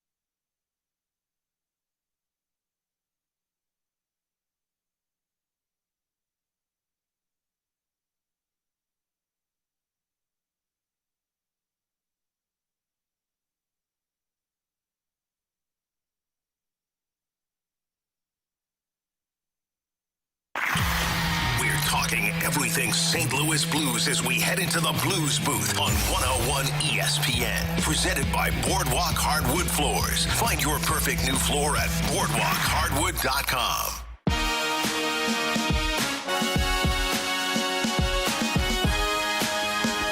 5:04, your time check is brought to you by Clarkson Jewelers, an officially licensed Rolex jeweler with Andrew Marsh, Carey Davis, and Jamie Rivers. I'm Anthony Stalter. Let's head to the Collier and Thompson phone line. Our guy Joe Vitale will be on the call tonight for the Blues and the Capitals. Joe joins us right now. What's up, Joe? Yo, boys, what's going on? Well, we're all feeling a little better after watching our Blues get a dub the other night. Now, a lot of talk of process. The process has been better of late. They finally got the win. Did you start to feel, even during the losing streak, that the Blues were about to turn things around? You know, not up until, I would say, the Vancouver game, Stalls, to be completely fair. So that was, I think, 5 games of winless hockey, right? You had maybe an overtime loss in there, and then, of course, the four in regulation. But then Vancouver, came to town. And, that was a weird game. They deserved more bounces. They deserved to win that game. Some goofy bounces, and, they don't get rewarded. Then you go to Columbus, and then, of course, you're starting to kind of feel it. I actually thought they fell a little flat in that game against a good Columbus team. But then that third period, may have been one of their best periods of the season where they really found that offense. So you had the good defensive structure of Van. Then you had the really good offensive firepower from Columbus. You combine those two teams in those two games, 140 attempts in those two games on the offensive side. So you felt like something was certainly going. And then I talked to Braden Shen with Bernie there in the locker room before their last game. And one thing that really stood out against the Edmonton Oilers, for Braden Shen in the morning, he talked about, and he had conviction in his voice. He said, listen, these last two, we've deserved a better fate, and we are sticking to the process. And if we keep playing like this, we're going to start seeing results. And sure enough, they come out in that Edmonton game and they take a game in regulation. Not to mention after they were down 2-0. So to me, a really good character win for this group. Hopefully a stepping stone in the right direction and ultimately a big test side against the Capitals. Joe, I know that you and I'm sure remember our very first NHL goals, and we got to witness one the other night from Dalibor Dvorsky. It's not so much the goal that I want to talk about, but even a couple of games before, he ripped that one-timer. He beat the goalie, but he hit the post. How much does that change the look of the Blues power play?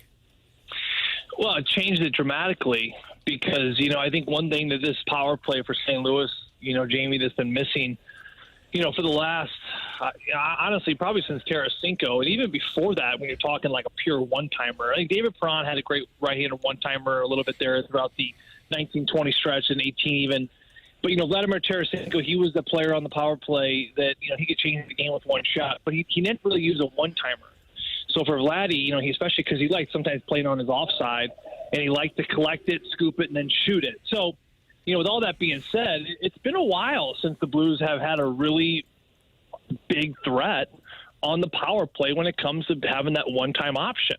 We're here in Washington. I'm up at the press level looking down on this ice, and boy, these fans have seen maybe the best in the game from a one-timer set on the power play, and Alex Ovechkin. Now, being on the other side is a Dalibor Dvorsky. In a power play, when you're killing power plays, the one thing you have to always be cautious of is that one-timer threat because it happens so fast. It's almost like a quarterback. When a quarterback's checking down, he's got his A check, his B check. He's got his favorite receiver or route, and then he keeps checking down. For power plays, it's no different. Like the bread and butter is the one-timer. You can always fall back on that. And when you're killing penalties, that's the one you have to watch out for because once that pass is moved over, you have to get there quickly or else there's going to be a lane to the net. So the determined hockey is you have to respect the one-timer, meaning you have to draw attention to where the one-time threat is. Now, when you don't have one-time threats, it really kind of puts a little bit more at ease on the killing unit of the opposition. So for St. Louis, do they have a one-time threat option now in Dalibor Dvorsky? It's early, but it certainly looks like something's there. And, for a young kid to really take command, especially on a power play and shoot the puck, it takes a lot of gumption, because you're out there with superstars and you want to please, you want to be obedient, you want to dish it off. And these young players, they would rather get a primary assist on a Robert Thomas goal than score themselves. That's just how it is to be a young guy entering into the National Hockey League. So for him to have the assertion, the authority to shoot the puck like he's been, really kudos to him. And like I said, I don't think he even got all of it on that one-timer. He's got a whip of a shot. But I know that certainly with that threat now, Capitals tonight, Sabres tomorrow, you have to respect that. And if they start taking that away, and they start stretching guys out towards them, that's when other things start opening up, and it's up to the puck carriers with Robert Thomas to really start to expose the options after they take away that one-timer. Joey, Logan Mailloux is in the lineup again tonight. He's been kind of in and out. And I'm sure as a young player, you've been a young player, that there are some things that, you want to get going for yourself. Maybe a big hit, maybe a goal. What would you say he needs to do to kind of ease some nerves and just play the game that he's capable of playing? Well, Carey, it's not even that big for me. It's not a goal. It's not a big hit. It's not a fight. Truthfully, it's making a 10-foot pass, doing that once, and then doing that twice, and then doing that for a whole period. Just making that simple play. I think that for me, what I've recognized, and I've heard about Logan from different scouts, and you saw him play a little bit there in Montreal, but some guys that really knew him in the minors.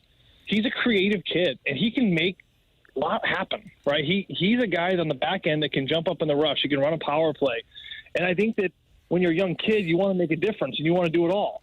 And I think that for him, he's starting to recognize that he can't do it all at this level. You can't dance guys. You can't, take rushes up and score big goals. You can't run power plays, right? So he's got to find his rhythm. He's got to find his groove. And for a young player like him, it's actually moving backwards. It's recognizing that you don't need to make an impact by scoring a goal and having, 3 or 4 rush chances for her. It's about just making that chip. They call it the old Ben Lovejoy hockey. Ben Lovejoy made a career, won some cups there in Pittsburgh, from just making the chip and go play, making that simple, easy one. Because when you play it simple, right, then all of a sudden you become what's known as predictable. Simple leads to predictable, which leads to guys around you making guys better because they know what's expected. I'll give you an example. Tyler Tucker, watch him at the point. Tyler Tucker's he's got one option back there. He's a shooter, right? When he gets the puck at the blue line, there's no dancing. There's no Quinn Hughes, Cale McCarrish, trying to lose a defense. No. He gets the puck, and he just shoots it. Now, he may shoot it right into a forward. He may shoot it. You don't know where he's going to shoot it, but you know he's going to shoot it, right? And so in some ways, yeah, it's predictable from the defensive side, but it's also a positive because it's predictable from the offensive side, where if I'm Robert Thomas tonight and I give it back and number 75 is going to get this puck, if I'm on the edge, I know exactly where that puck's going, so it's funneling to the net. So I think simplicity leads to that predictability, which ultimately is the kind of groove I think Logan Mailloux really needs to start settling into. Because once he does that, then he's going to start getting the confidence. Then all of a sudden the offense starts to come. Joe, we play a light the lamp game here, and we'd love for you to play it as well. This is just us predicting who's going to score a goal tonight. Are you in? I'm in. Let's do it. All right. Marshy? When a couple of guys can really shoot the puck. Shoot! I must confess you scored first. Well, who was the first person? Breakaway! Shoots! Score! We got hockey to learn. All right, now, boys, should we give Joe the first option or the last? Yeah, I mean, if he gets the first, he's our guest, but, it's the integrity of the game a little bit, Anthony. Okay, so what are you saying? I don't think Joey'd feel comfortable taking first pick. He has 0 points. I owe Joe, though, Yeah, that's true. I think you should go first. Killed last year. Based on the fact that Marshy ran so fast away from Joe, All right. Joe, go ahead, Joey. It's your St. Louis Blue to score tonight. Can't believe I'm still alive. Tonight, this kid has no even strength goals, and he's a top-line guy. It's got to switch at some point. Probably Buchnevich gets on the board tonight. Okay, I like it. All right, now Marshy standings. All right, Jamie, you have 8 points. Carey with 6. I have 5. Anthony with 1. Is that with the 5 point? You didn't get 5 points, it's a 3-pointer. You didn't get 5 points. You guys are brutal. Oh, you're brutal. All right, give me Jimmy Snuggerud tonight. Teach me how to snuggie. I'm going to go with Dvorsky. He did well last time for you. That's good. You get 5 points for me. Yeah. That's gone, buddy.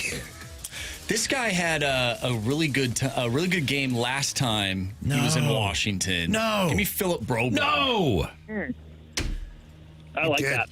He scored 2 goals. He had 2 goals in the first period. Sorry, Anthony. Anthony, you're fine. You're really going to make a push here soon. We can feel it. At some point. Well, I tell you what, as long as Ovi doesn't score, I'm happy. You guys know he's sitting on 899. There's a sign off to the right here, right by the Blues goal. Big red letters, 899. So if we can keep him off here tonight, That'd be a good thing. Where's Robert Bortuzzo when you need him to just lay out in front of that puck all night? The problem is, I don't think we have anyone dumb enough in the lineup anymore. You know what? I mean that with total respect for Bobo. Yeah. But, it's interesting. He, especially towards the end, he hung on for dear life to stay in the league. And listen, he knew his role. He's like, I can play another year, but I got to step in front of the slap shot. I'm surprised somebody in the Capitals, well, I guess they did. The Islanders picked him up to play against Ovi specifically, is what I heard. They did. They did. He still got bumps and bruises on those ankles, no doubt about it. All right, Joe, have a great call. Did you make your pick? I will. Let's let Joe go first. All right, well, Joe might want to hear what you're doing. He might want to know who you going All right, with. Dylan Holloway. There you go. All right, what's with the suspense? I wanted to let Joe go. Weird. Now you can let Joe go. He's got work to do. You're a real piece of garbage. Joe, you are not, though. Love you, buddy. We'll see you. Thank you, boys. Thank you, boys. Have a great week. You see ya. That's Joe Vitale here in the Fast Line on 101 ESPN. You're lucky we're off early tonight, or else. Oh, what? I don't know. All right. Well, go to break. Stay on clock. Now you care about that. We'll wrap up the show next on 101 ESPN.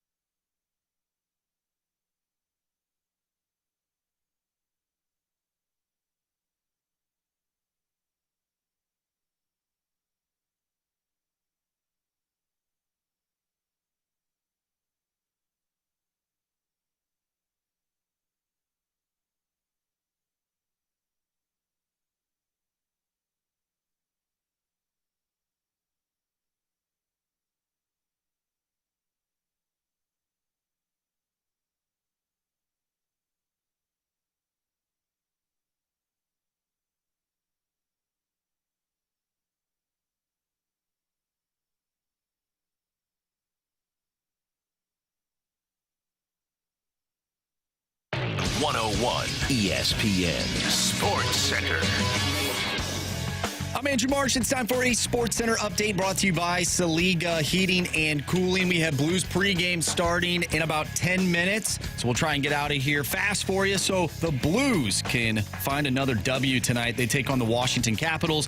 Pregame starts at 5:30. Puck drop tonight is at 6:30. If you missed anything from today's show, including our interview with Joe Vitale, make sure you go to 101ESPN.com or check out the free Dobbs Tire and Auto Center's 101 ESPN mobile app. Just head to the podcast page. You'll find all of our interviews and all of our shows there. It's all brought to you by the Schaefer Door Company. We're going to wrap up the show next. I'm Andrew Marsh, and the Sports Center update is brought to you by Saliga Heating and Cooling, a Daikin heating and air conditioning dealer.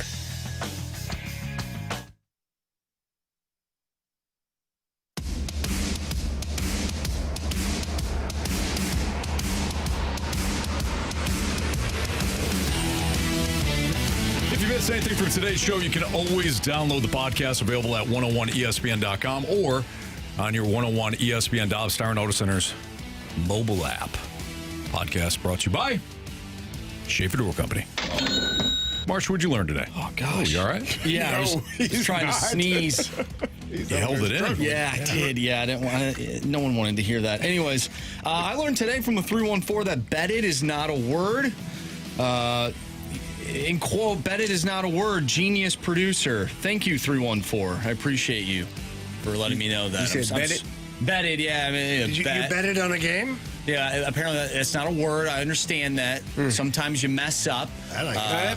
That person's perfect at work. Don't worry about it. Well, imagine if that guy had a text line where we could text him while he's sitting in a cubicle or whatever he may do, and I was just, hey, you spelled that word wrong, or you did. Right. You know what I'm saying? Like, just lay off, okay? We make mistakes. Lay off. Progress report sucks. Yeah. You do better. Do your homework. Now, wait, you said betted? Betted. Oh, betted. Yeah, like vetted, but with a B. Yeah. Not a word. In the past, he betted. Betted. Yeah. Okay. Yeah, I don't hate it. It doesn't. It's I not don't a think word. I would have flagged that. It is what it is. Bottom line is, let it go, let it go. Let it leave your body, let it go. Isn't that on it?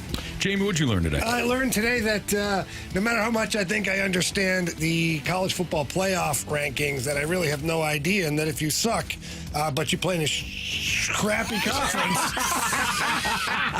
What's the save?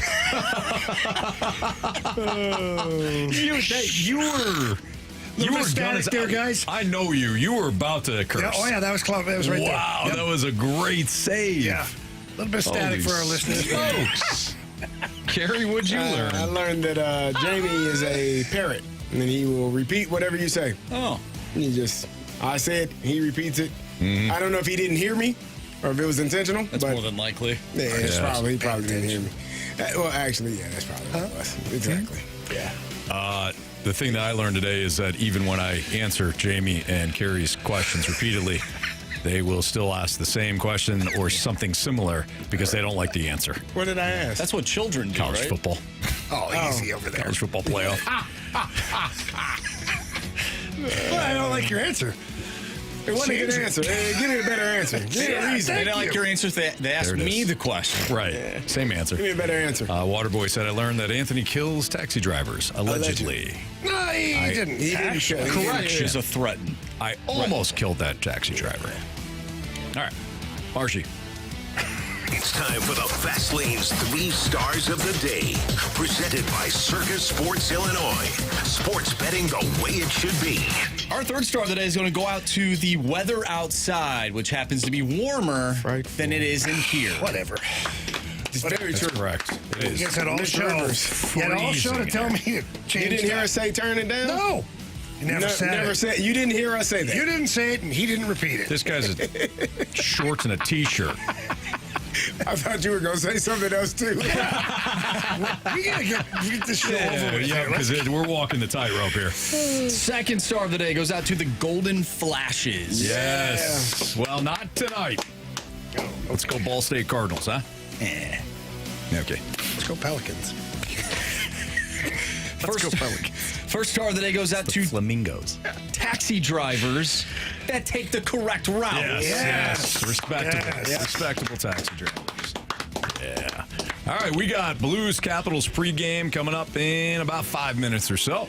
Puck will drop in at Washington, D.C. around 6:30. You can listen to the coverage right here on 101 ESPN and your home of Blues hockey. So let's hopefully we'll see the Blues get it done. They got a back-to-back. Tomorrow we're only on until 5 o'clock because the Blues are in Buffalo to take on those Buffalo Buffaloes. So let's get on a roll, huh? Let's go, baby. Let's get a couple of dubs. Yes. You know, if they win tonight and they win tomorrow, that's called a winning streak. And it has happened before. All right, that'll do it for us, for Andrew Marsh, for Carey Davis, for Jamie Rivers. I'm Anthony Stalter. We will see you.